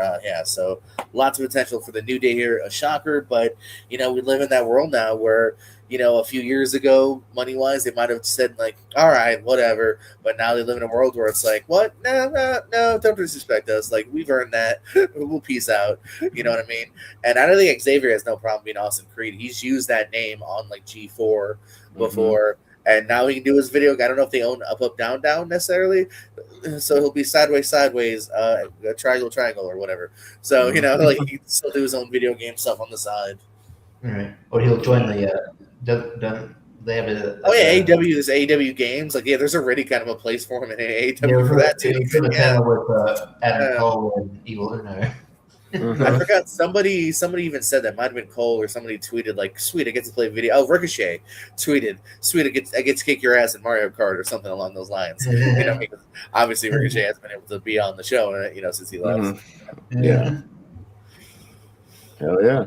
So, that's a big one. And we'll see, because they have the 90-day. But, man, that's eerily close to a couple weeks before Wembley. So, something big could happen before. Yeah, if you actually do WWE, you fools. Lights out. You could see some kind of a big tag team match even in front of Wembley as soon as that. So, no, because, Wembley is it's late August or something. So if you do the math, it's right in there. So they can make a big splash. Early August at this point. So they even technically have time to build it if they wanted to. Yeah, that's what I'm saying. All in. Let me get the exact date here. Is going to be August 30th. Yeah. So if you do the math, technically have close to a month to build it. Even that's what I mean. Yeah, May, June, July. So like they could literally show up like first, second week of August and still have like 3 weeks, 4 weeks of build like to show up. And you literally like use that for the marketing of like Wembley and All In. That's a big marquee thing to sell tickets, 100%. So that's some big names if they got them in there, and especially if they got them in there again, some kind of match. Yeah, whether it's like we don't know what the situation is going to be like with Cope, Christian, Bucks, if that's going to be like a thing. But yeah, even putting him in there with whoever, FTR, Hurt Syndicate, what are their old buddies, whatever, like anything, like really put them in there in a big marquee match, and that's going to sell. Yeah, move some tickets, 100%. Well, so, I never thought we'll get, we would potentially get like New Day versus Edge and Christian. We could. I mean, you put that on a marquee for All In. You tell me that people wouldn't pique their curiosity. You know what I mean? Like, do a crazy 4-way ladder match. Yeah, so I mean, it is what it is. So we'll keep following that and see if anything develops from there. On the flip side of that, I guess we can flip to some of the people that have debuted in the last 2 weeks, because a lot of people debuted on NXT and even on the main roster as well. I guess we'll start with the main roster. Right after that, Sol Ruka is now officially on Raw. So we talked about that. She had that match with Liv Morgan, and then she's got her contract signing, so she's officially on Raw. I guess she's all right after taking that hellacious pump last night at NXT. That was brutal. Yeah, they look nasty. So and it killed her NXT, but she's alive on SmackDown. Yeah. We had Joe Hendry show up as officially the Raw roster as well. And did his music video for Fire Logan Paul, which is very funny. I liked it, but like I just want to say, nothing is improved when Michael Cole gets involved. Like, Michael Cole, just shut up. You just sit there. Look, I don't know, man. That annoyed me. Just stop singing. Ricky Saints shows up on SmackDown and wrestled Cody Rhodes in his first SmackDown match, so that's a pretty big deal. His old buddy from AEW, so that's I'm sure JPO they wrestled in AEW, right? Like, at least I know they're legit buddies. I feel like that's what I mean. So it might have been a thing where he wanted to give him the rub. Yeah, it's kind of like his first big kind of main roster match. So he is now up there. So a few people get moved up. JC Jane now kind of officially on SmackDown. And Fatal Influence, like the whole faction, is there now. So they honestly, they needed to move a few people around and kind of get some things going. So looks like Blake Monroe said coming soon. So okay, I could see her maybe by the summertime. I don't know right immediately, but probably. There wasn't a vignette that said coming soon, so I don't know what. That was. Yeah. And then the next month for sure. May. And then on the NXT side of things, we had we talked about Lizzie Rain showed up with the match with Nikki Lyons. The finisher was pretty cool. That jump up kick to the head was pretty awesome. I've watched that clip a couple of times. Evil showed up, finally made his NXT debut. Evil, and is now that new thing they copyrighted, Nox Rajan or something like that. Is that Naruka? Yeah, so they copyrighted it here. Hold on, I have my notes. They copyrighted Nox Rajan, and everyone just assumed that's what he was going to be. And then they called him Naruku on Tuesday. And so the rumor is Nox may end up being Hiromu Takahashi. That's what people are thinking now. Because that, or they just pivoted, and they were like, for whatever reason, let's go with one name. So they either pivoted or that name is saved for somebody else. Yeah. Gotcha. Okay. For sure. And then what's his name? Will Cruz or Will? Will Cruz is looking great. Who looks kind of goofy. Mason Brooke. Yeah, who looks kind of goofy, but I went up and looked up a highlight video of him, and he's awesome. He's really good. I only knew him from highlight reels, and even the first week I was like, why do I know this dude? Right. I know I've seen the face, and sure enough, because he's gone viral for just top 10 moves, or him just doing crazy, insane, flip a guy into a pile driver, into a power slam, into a whatever, doing crazy stuff. Yeah, so he's kind of a goofy looking dude, and not a super well known guy, but if they let him do his thing in some matches on NXT, he could get over very quickly. We'll see. His name's Mason Rook. Yeah, Mason Rook. Yeah, which sounds like a villain from a 90s action movie. Like Mason, like I it reminded me of Robin Williams on SVU on Law and Order played a character named Merrick Rook one time. It kind of reminded me of that. Yeah. Like it just sounds like an evil like villain guy. Like Yeah. from like he was evil. I know that SVU episode. He was evil on that. Yeah, he's very evil. So Mason Rook just kind of sounds like that. Just kind of a weird. Yeah. Like He got the seal of approval from John Cena on Twitter. That was cool. It's like he's bad. He'll body slam your dad. And it's like John Cena's a big fan. So that's pretty. Yeah. I wanted to mention a few of those kind of roster debuts. So we'll see what they do there. A few of the news notes. I actually do have news notes, JPOs, because I was trying to prepare in case you weren't here. So I'll throw it to you for some smaller stuff, I promise.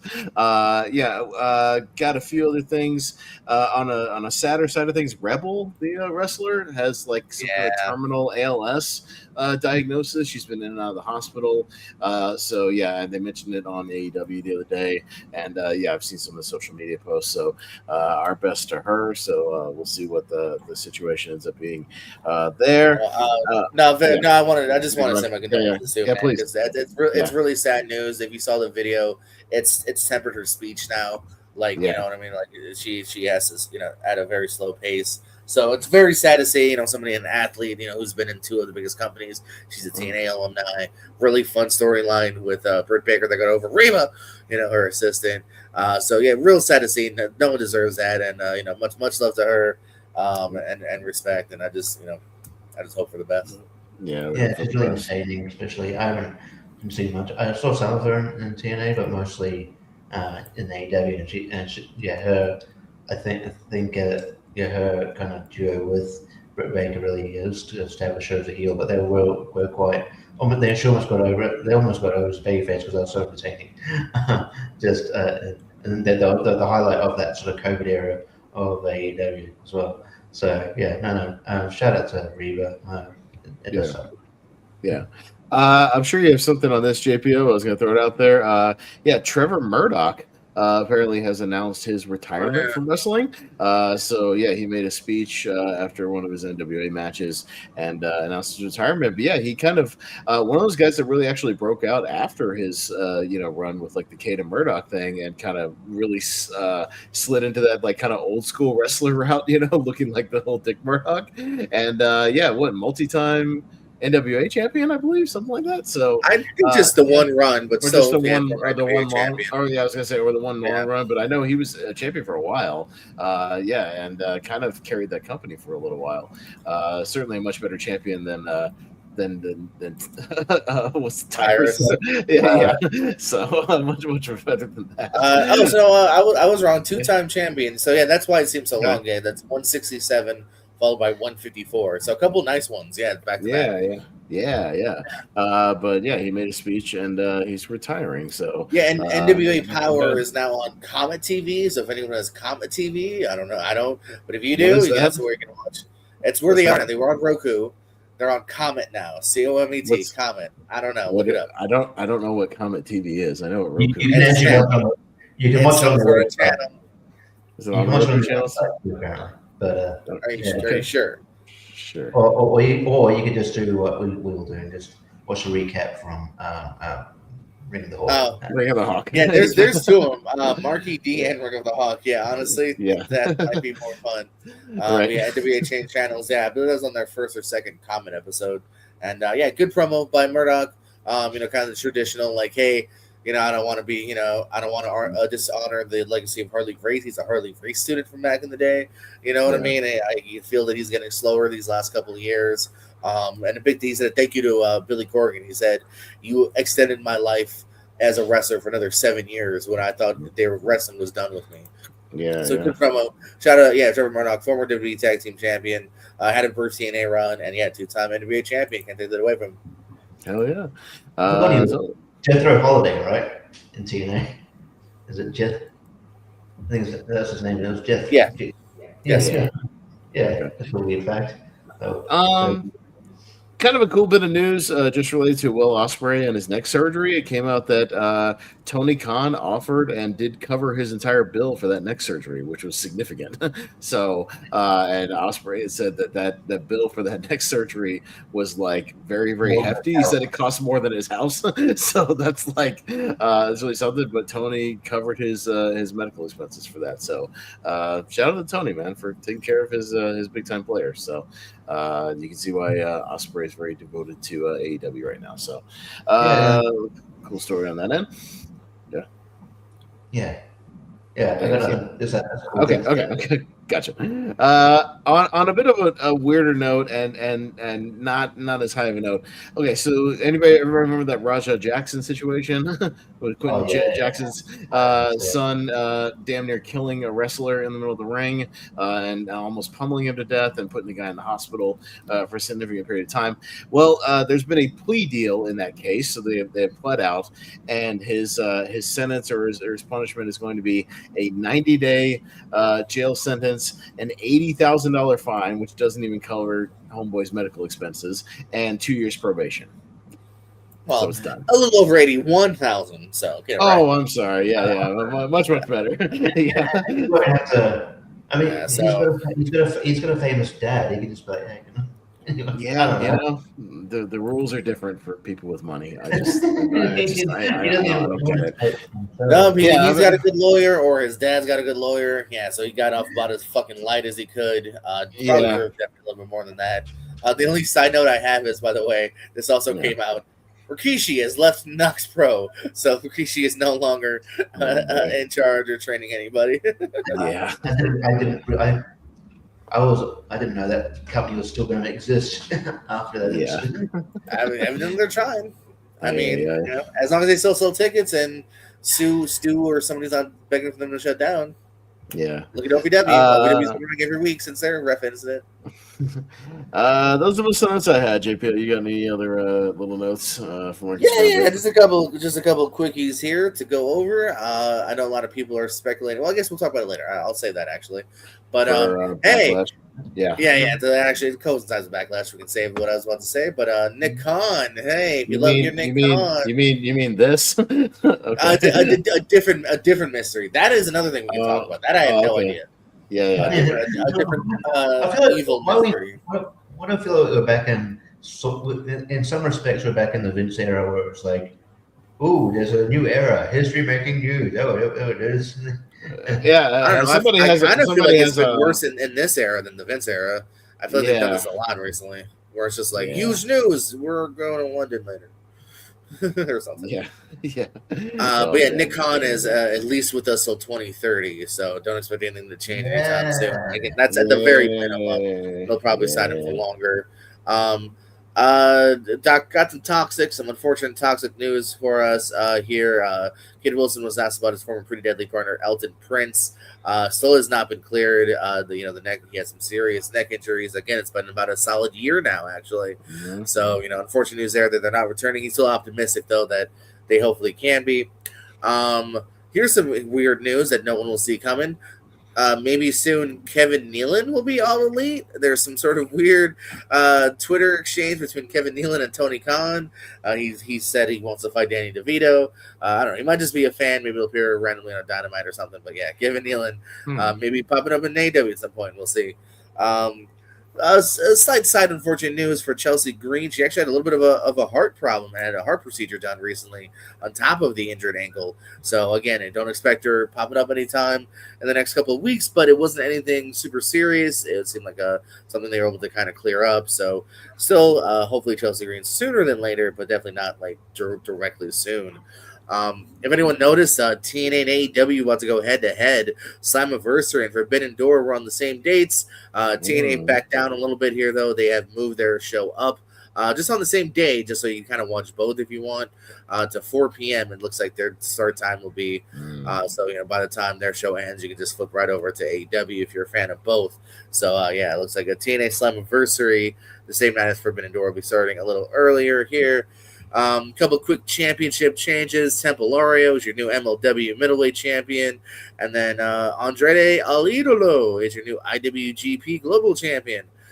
his first title in New Japan in like a long ass time, like over a decade, because he had held the title there before he got signed to WWE the first time. And then the last thing I have here is exciting news. If you're into this show like I am, Dark Side of the Ring, talking about season 7. Saw this, to us July the 7th here. Their debut will be their first ever 3-parter. They've done 1 or 2 2-parters. Their first 3-parter, all about kind of the formation of TNA. Jeff Jarrett has been confirmed to be, one of the big talking heads of those episodes. So yeah, big TNA episode there. Other prospects for the upcoming season are people like Necro Butcher, Missy Hyatt, Zach Gowen, Big Boss Man, Paul Orndorff, and here's an interesting one: the Renegade. If anyone remembers the Warrior knockoff, the Renegade will have an episode too. So I'm weirdly enough, it's episodes like that I'm the most excited for. Where I'm like, yeah, give me some weird info I don't know, because that's a funny weird time in wrestling and a gimmick. The thing I saw specifically about Necro Butcher said Necro Butcher versus Samoa Joe. That IWA match where he damn near killed himself head first into the ground. When Joe they botched that spot off the side and Joe beat his ass in that match really bad. So I don't know if they'll actually interview Joe as well. I could see that, or what. I think anyone that's not WWE bound is usually pretty open. So unless Joe doesn't want to for some reason, I would imagine they got to, especially if they are going to heavily kind of focus on that. Like for instance, they had the episode where it was kind of a large part of the Nick Gage episode. A big chunk of it was him and David Arquette. They got Arquette. So hopefully, because if they want to tell that story focus most of the episode on that story, then I feel like you kind of got it. But that match is insane, by the way. If you've never seen it, go watch it on YouTube. It's bonkers. It sounds like it sounds so weird on paper, and it is weird, but it's something. It's watchable. It's the interesting stuff they do. Richie, any quick bits before we? No, literally the last thing that I had on the thing that I'm like, okay, he hasn't talked about that yet, was the Dark Side of the Ring thing, but okay, the most, it's all good. Gotcha. So nothing, and it's pretty much that's all I had as well. But all right. all good. Well, I figured the news would go long, so we'll hold off Backlash 2001 until next week. We'll do a double Backlash review, but we still got to do predictions for this Backlash. So I didn't know if JP was going to be here, so I had pulled all these. Oh, do you have it? Okay, stick to it.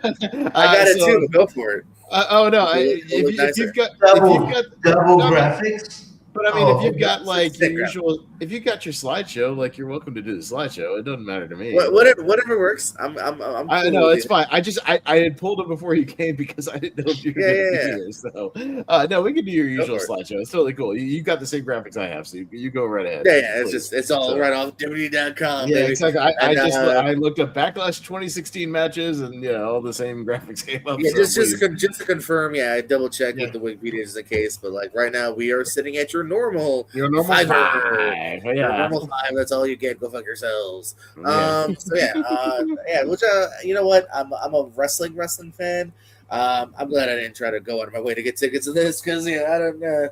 I was gonna. I didn't know if you were gonna try to score something, but I know you're not. TKO prices are a little hefty. I know that, JP. Well, I probably can afford normal Vince McMahon prices, let alone TKO prices. I didn't even try to be who's going? I'll make you a cake if you bring me or something. Right. Exactly. But I don't feel like there's a lot of stuff over here. I think you'll be fine just watching this one at home. You'll be all right. That's fine. I missed out on bigger Florida shows, so But coming from Tampa here, Io Sky and Asuka, we got here 1-on-1. Could have been on Mania, but it's here at Backlash. Richard. Is it me, Chris? Oh. Yeah. You're on the bottom. You're Richie, and you're on the bottom. Richie. I'm on the bottom. But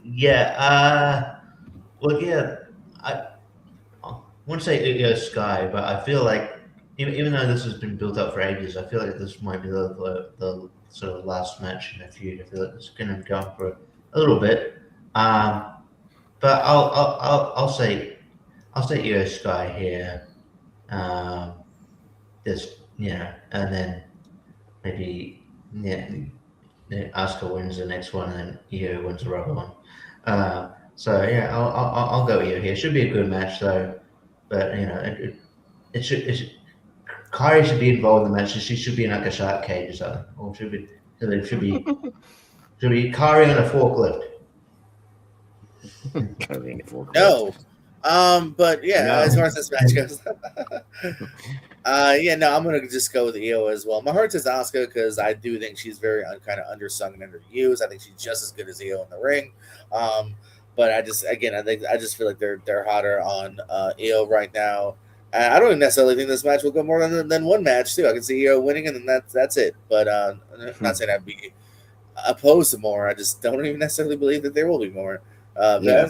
Yeah, with the dropping of Kyrie, I think it's just like, this match is going to happen, and then, boy, we're just going to move on to whatever the next feud is, very, very quickly. So, should just move on to the next opponent. But yeah, I feel like Io kind of needs to win this because, she's also lost like a lot of her last 3 or 4 matches, due to different interference and whatnot, and people have gotten the better of her, so she's going to step up and take this one. So, there's some interesting matches on this pay-per-view.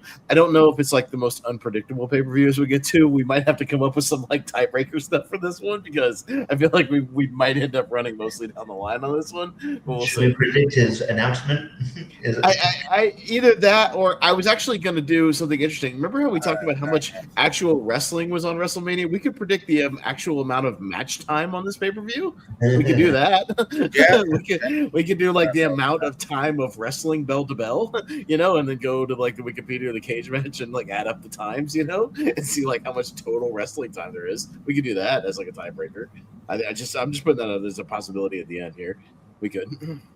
So yeah. But this is Io yourself. Yeah. Let me come back to that. Let's say weird. We'll do Seth versus Braun Breaker. One-on-one singles match between these two. Another one kind of I'm iffy on. You know what? I think Braun kind of needs it more. He's come back from injury. This is a feud I think could go farther. I hope it's not like a schmoz, like a DQ, just to set up with something bigger. I'll go Braun personally. Guys? Yeah, I'm probably also going to go Braun here just because I think for this big one coming back, you want to have Braun looking kind of strong. And it's not to say they couldn't have, the Vision guys since they're not officially on the show. I thought the Vision was going to have an actual match on the show, but I guess not. Yeah, but God forbid again we have tag team wrestling on PLEs. Jesus Christ, like they're just so like allergic. We have 5 matches. Hey, we'll have a tag match. They're so allergic to tag team wrestling on this fucking show on these PLEs. They're allergic to extra, just to more than 5, man. Like that's why we don't get tagged because it's like they don't. It's like they don't. You know what? But JP, I get it. We need more ad revenue time. We got to get those 5-minute commercial breaks in there. We're gonna get them. Shit, running ESPN and Netflix. We're gonna get them. We need more ads with Drew McIntyre talking about some casino something or other. Yeah, bullshit. That Mania Matt, by the way, was so ugly. God, that was so many ads. Every corner. We'll see how much. But yeah, I'll probably go with Braun here because I don't think this will be their only match. Like I can see them easily running this back again, like one more time at least. So I don't think like this feud is going to be over after this one. So it could just be the first of like at least 2. So I'll go with Braun here because he just came back. He's got a little momentum behind him. I can see him getting the win here, but again, he could get the win due to some shenanigans with the Vision guys who don't have anything to do on the show either. So that's fine, and then Seth can get it back, and then build to something for SummerSlam down the line. So I'll go with Braun here for this one. Pez, you with us? You against us? Richie? I did. Yeah. Well, Braun has got a little momentum. I think he's got some good things going here. I wonder if you change your mind. Like, well, I changed my mind. Yeah, I'm done. I'll go Braun. I think perfect world, like maybe I would like to see Bronson Reed get involved at some point in a few months, but I don't think he's coming back to like at least the end of the year. So so I want to see how that shakes out.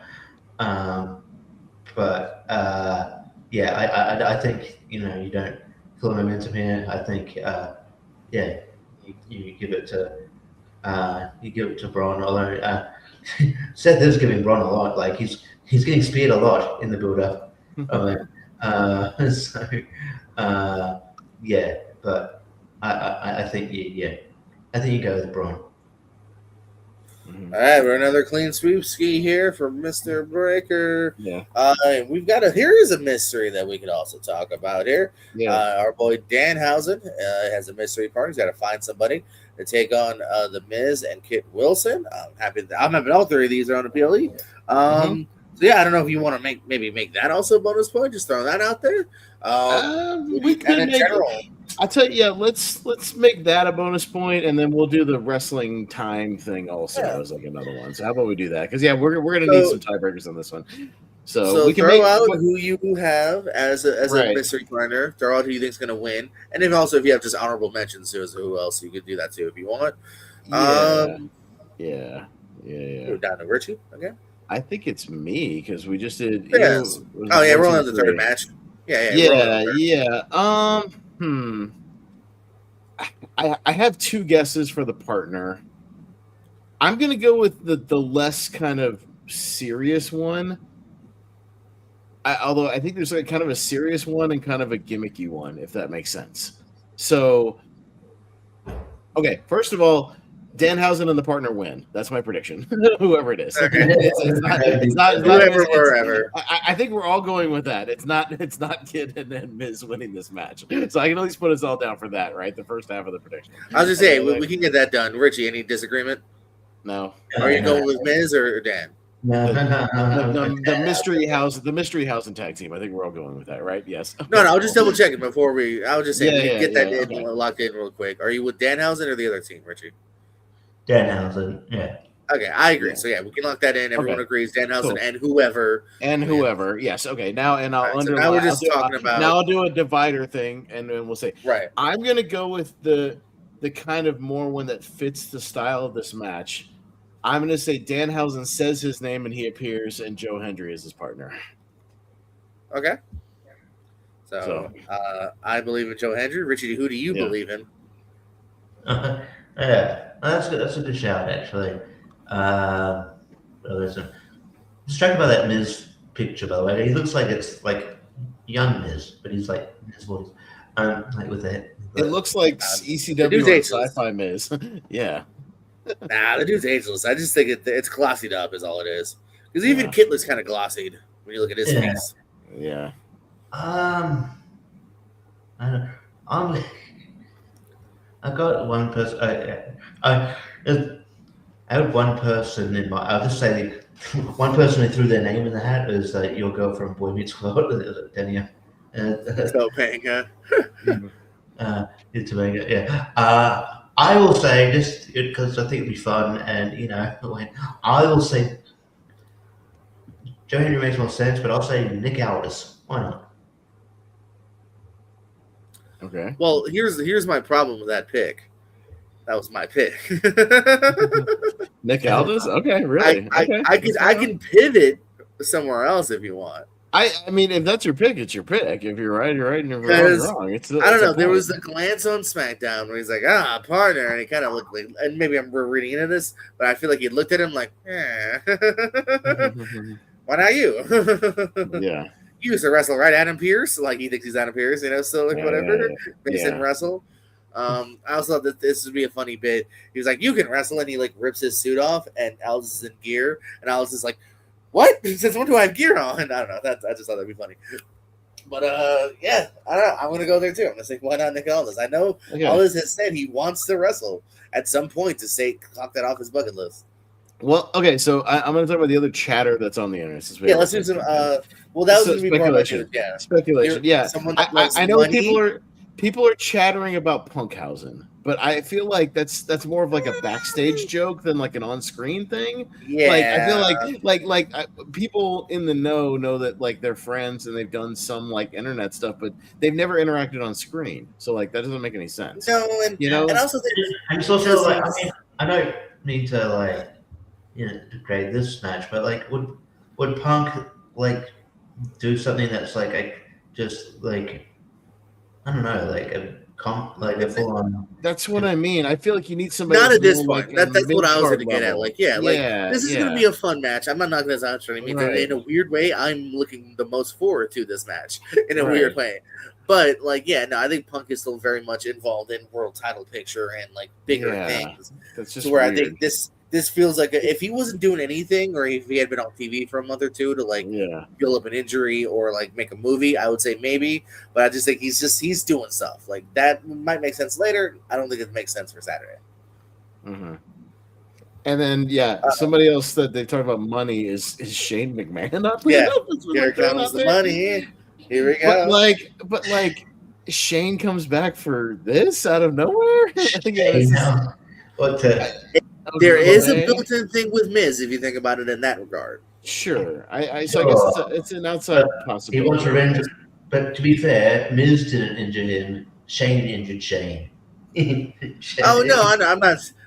Yeah, if you get to the nitty gritty of it, but I'm just saying the last time Shane was there was him trying to shut up the. So I think our everything we're throwing out is a little more like realistic, because you guys with the Albert stuff, there has been a lot of like interaction between those two guys on SmackDown. Yeah, the looks here and there, thinking he's Adam Pearce, used to be a wrestler, whatever, because he thinks Adam Pearce is cold Steve Austin, and then he thinks the other guy's out. Yeah, and I think the Hendry thing.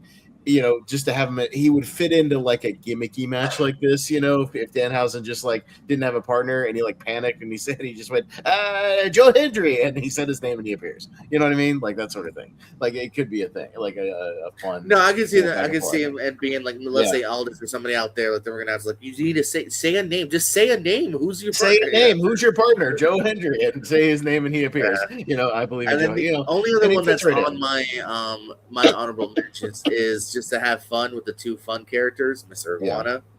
That'd be fun. Yeah. I mean, that could be fun as well. So, I mean, I'm not opposed to any of those options. Yeah, Punk is too serious. It doesn't make any sense storyline. At the moment, Yeah.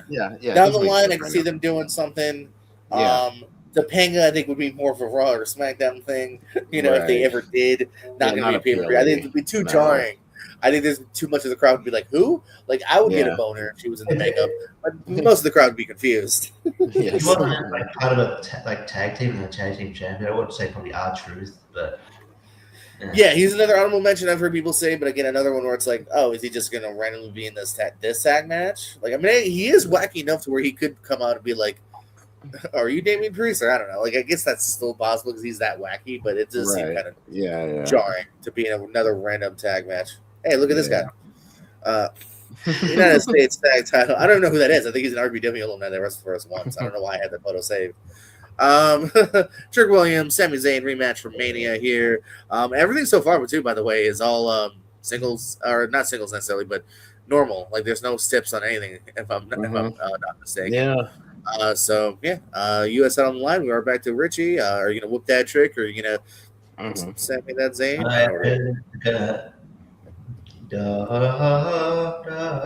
Let's go.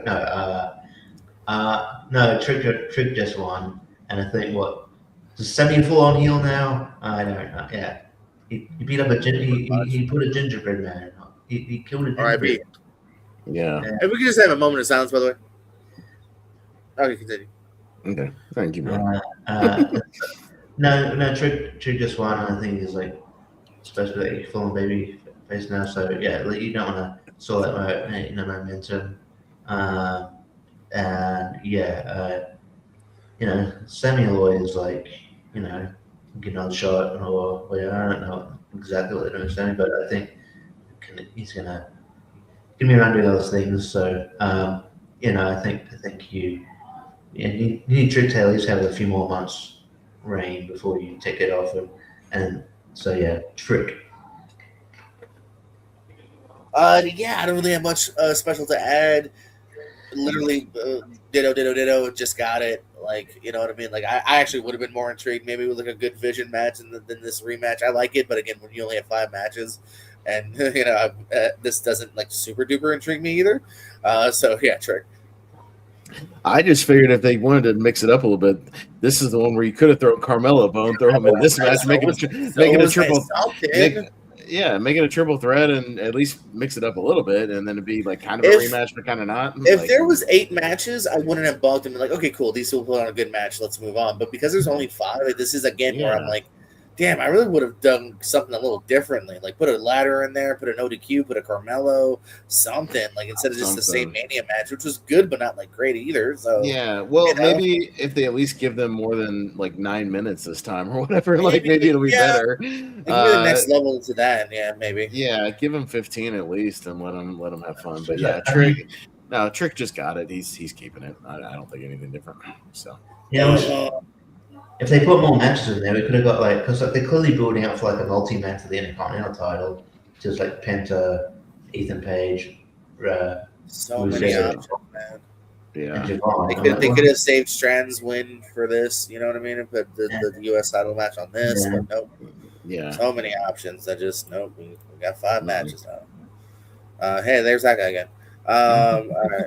And yes, there's a match I'm intrigued by. We got Roman, we got Jacob. It's for the World Heavyweight Championship. Shit, it's me. Damn, this always happens at least once where I'm like, fuck, I really would like to have heard someone else go. This is Fatu's first singles match for the world title, right? Yeah, I think so. Yeah. I would love for Fatu to get it, but I'm just gonna go with the simple logic of don't doubt Roman Reigns, and also jumping on to I don't know if Roman's gonna go from having the title for 47 years to 1 month. So I think Jacob, hopefully, knock on wood, gets it down the line. This might be a good first chance, a tryout kind of thing. But yeah, I'll go with our tribal chief, finger in the air.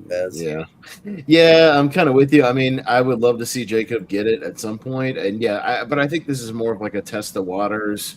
Him in a big main event, PLE title match. Yeah, let's see how he does. See how the crowd rolls with it. I mean, he's over. We know that. But yeah, I mean, I could see him maybe a year from now getting it. Not that long off the track, picking it up. But yeah, I think they're already cooking stuff up for long term for SummerSlam, a Roman and Rollins kind of a thing. They're already kind of dancing around, so that's probably going to happen. So yeah, I don't see him if he's going to drop, if Roman's going to drop it, it's going to be at one of the big 4 pay-per-views or whatever. I don't think it's going to be just randomly a month later at Backlash. So yeah, I'll go with Roman, but look for goofy interference from Solo and the Usos and shit like that, and some shenanigans here and there to set up some future stuff. So yeah. Did you say at Backlash? At Backlash. That's a joke. Backlash.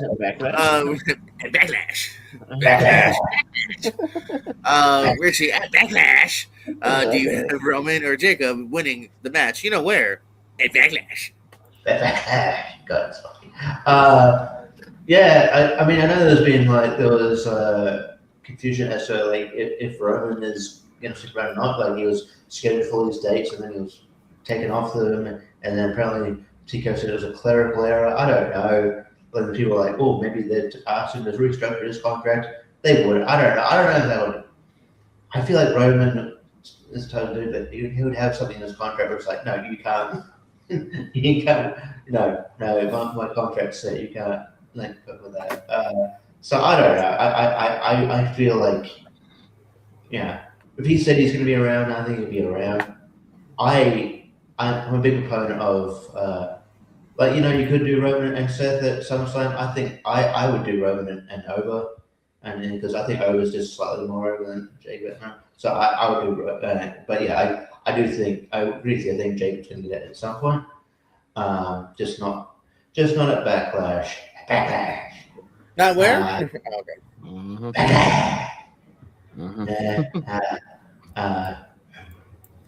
So I'll go Roman. Dang, did we? Hold on. Clean. Yeah, it's all the same. Yeah, that's why I'm saying we got to come up with new stuff. So yeah, no. So we're doing the Danhausen partner now. Which everybody, if me and Richie are right, we're still gonna tie. So we definitely need the other one. So let's do this. Let's not do Price is Right rules because that got controversial last time. Let's just go whoever gets it the closest. Okay, whoever gets it the closest. Let's go cumulative wrestling time, bell to bell. So we'll go based on whatever comes out of the Wikipedia like 2 days later. You know what I mean? And we'll add it up. So total, how much time? Total bell to bell wrestling. It doesn't include pre-match shit, entrances, none of that. Bell to bell. How much wrestling? Whatever hour and whatever minutes. JPO. What are you thinking? And I'll write it down. Yeah. Give me a tight minute. I'm kind of going through them and like kind of. Yeah, I was kind of going through and being like, what do I think each one's gonna be like roughly if I had to guess? And I was kind of like, I have a figure in mind, but yeah, we'll see where we go. And yeah, we'll just do whoever gets it like closest to the minute or whatever, like we'll figure it out. So yeah.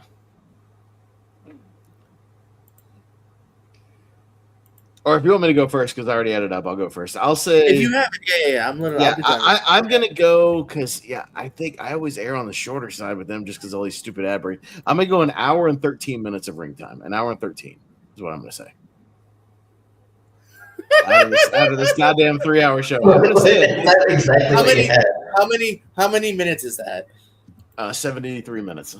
So, okay. Yeah. I guess that's so. Because my first calculation was 76. I was like, damn, it's time. Dude, but I might add another 2 minutes on that. So you're at what? Because I'm 73 minutes, so hour 13.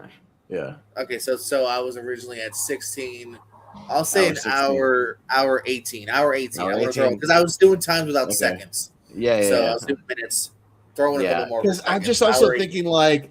Whatever this John Cena thing is going to take some time. All the ad breaks. They're going to do like long entrances for fucking Roman. They're going to stretch out the Danhausen thing. Like I'm trying to think like in advance all this other shit that they do. So like, I don't know. Whatever. But that's my logic. So yeah. Okay. Richie, what do you think?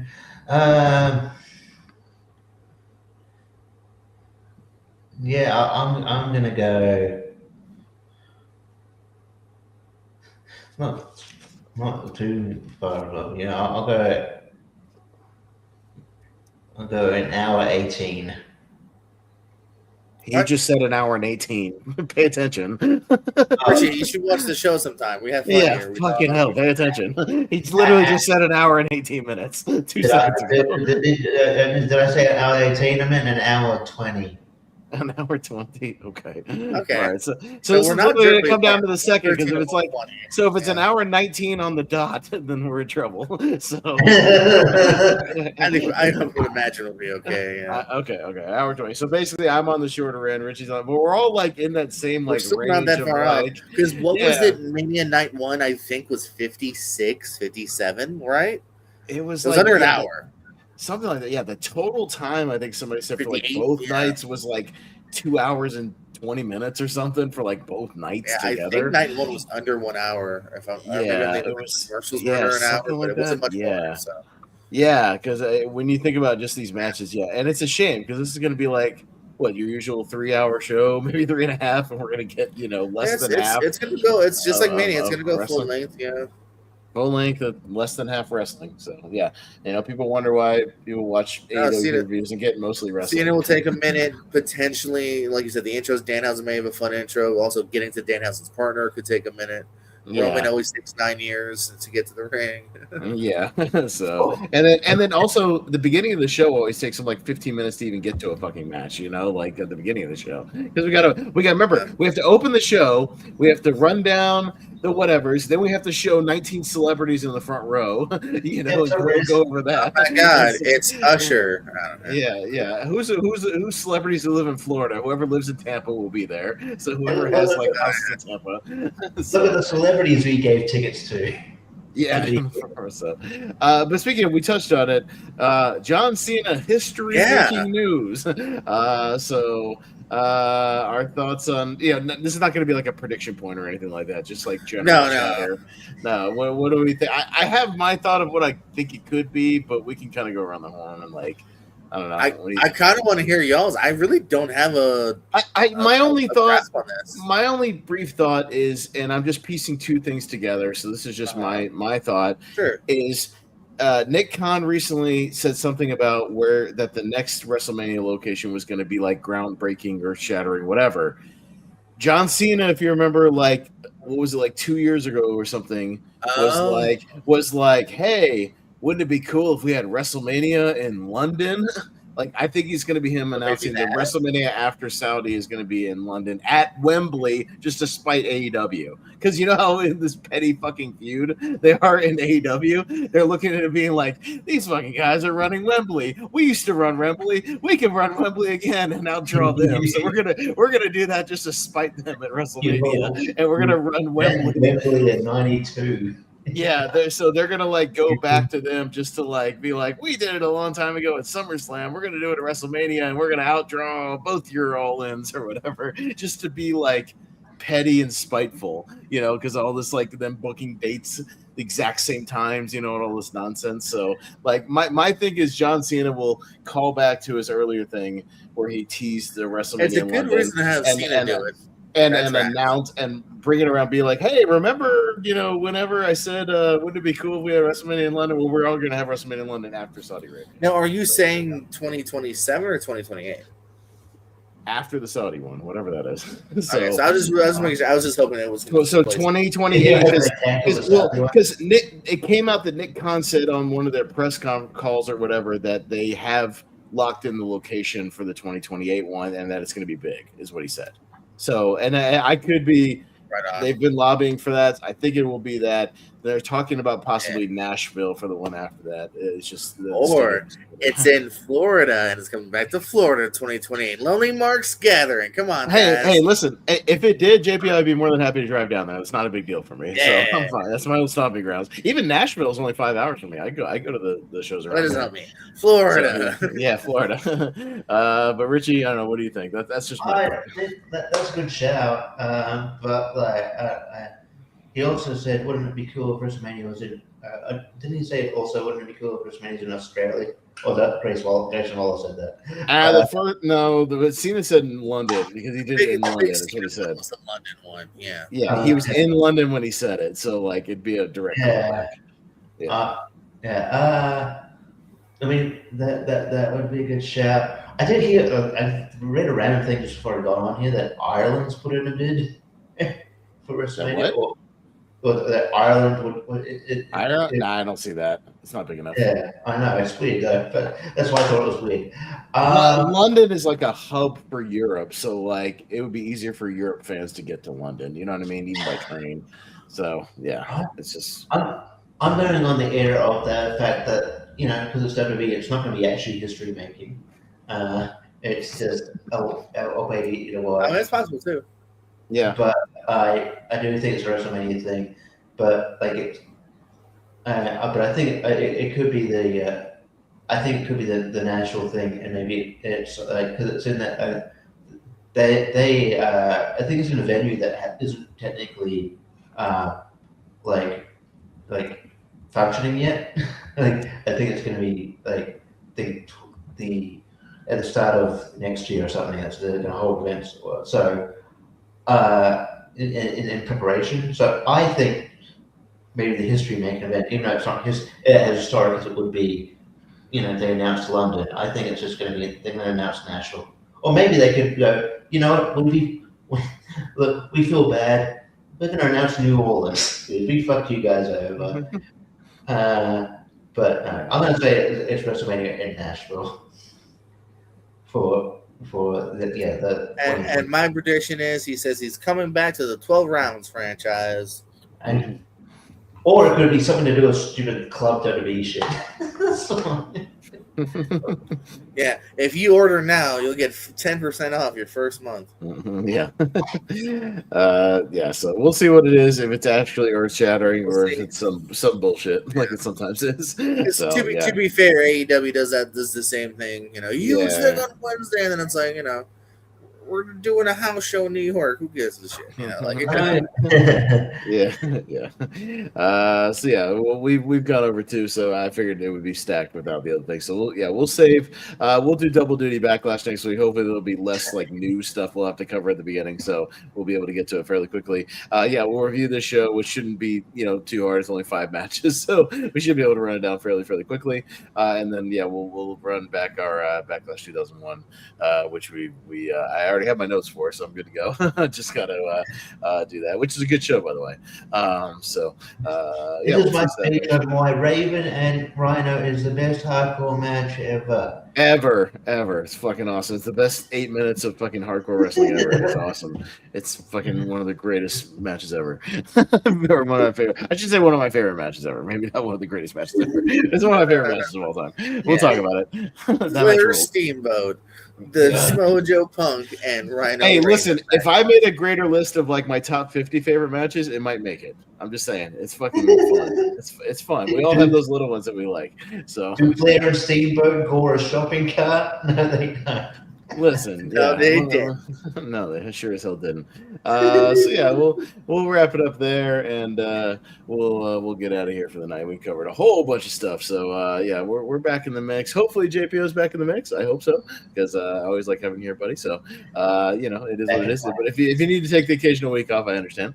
So yeah, I'll let you know ahead of time. Yeah, I should be here next week. No worries. Even if you were going to be here today, I was going to do the wild card thing and still give you somebody good on your behalf. I promise. I was going to give you a good person. You're gonna give me Drake Moreau for Triple L.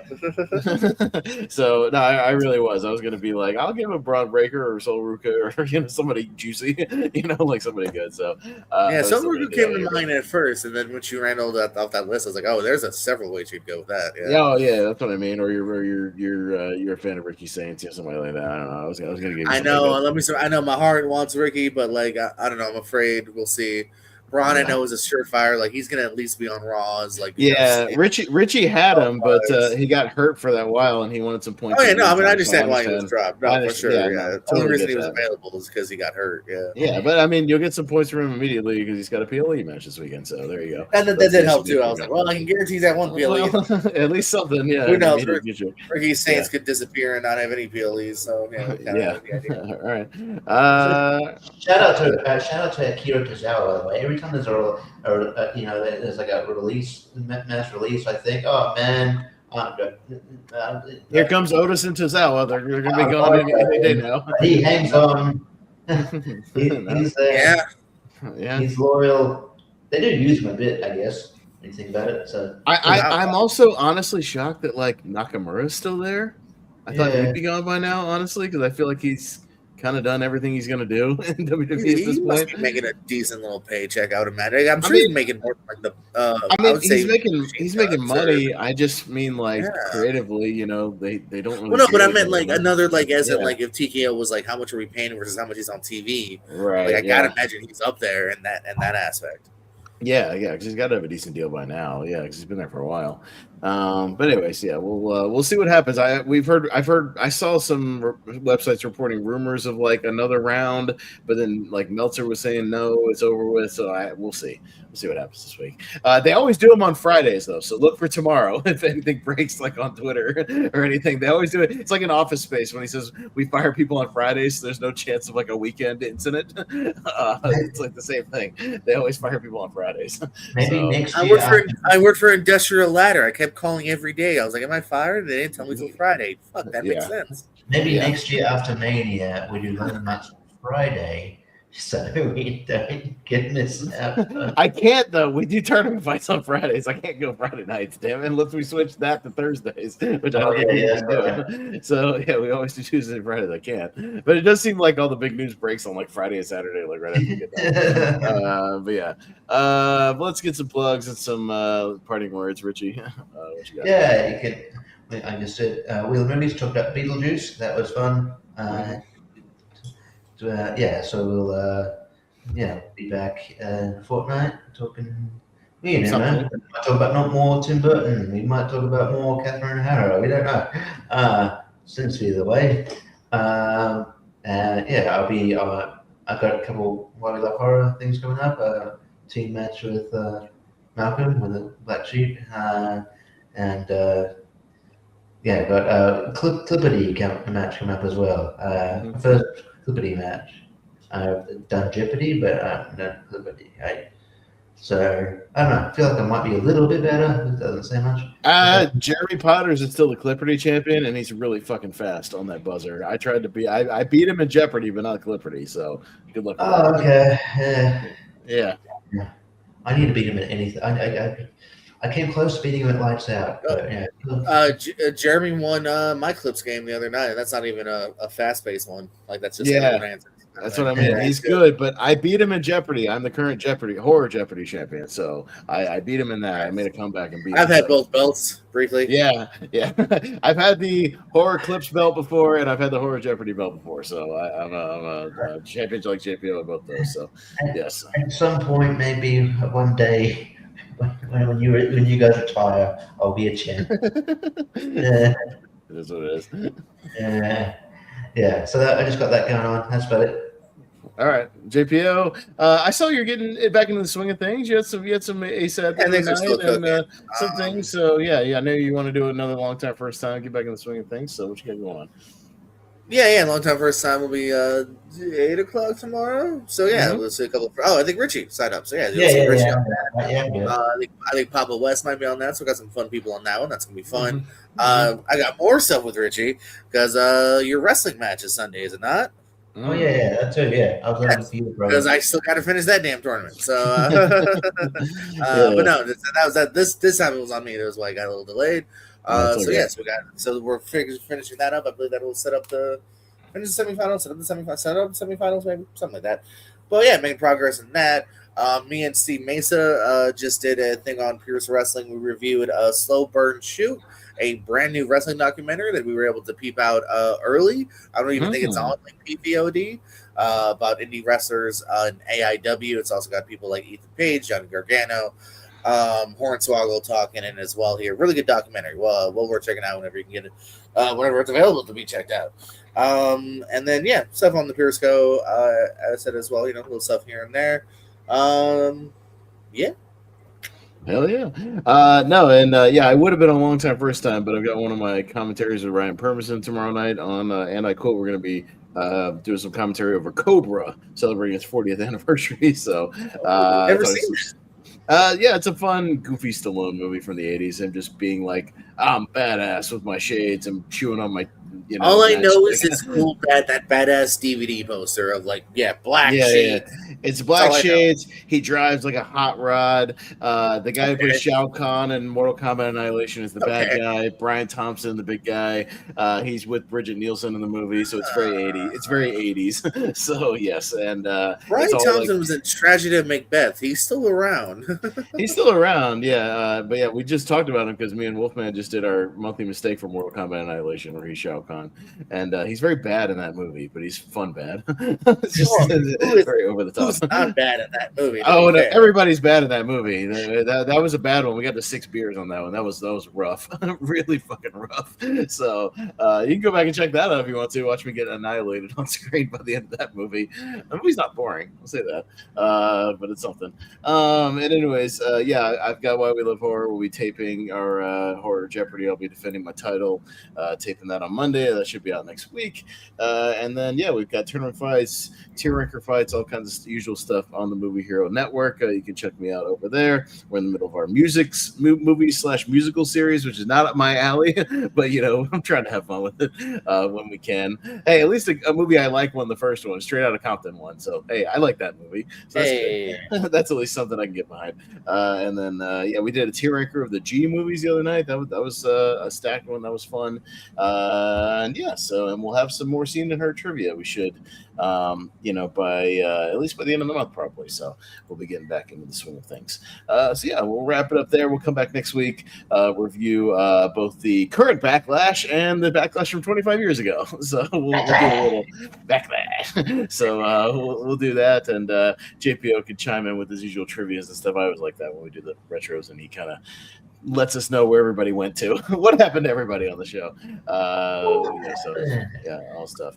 We'll talk about that next week. We'll wrap it up here for now. So we'll see you guys next week. So for Richie Goodacre, for JPO, good to have you back, buddy. I am Austin Pez Howell, and we will see you guys next time on the Local Parks.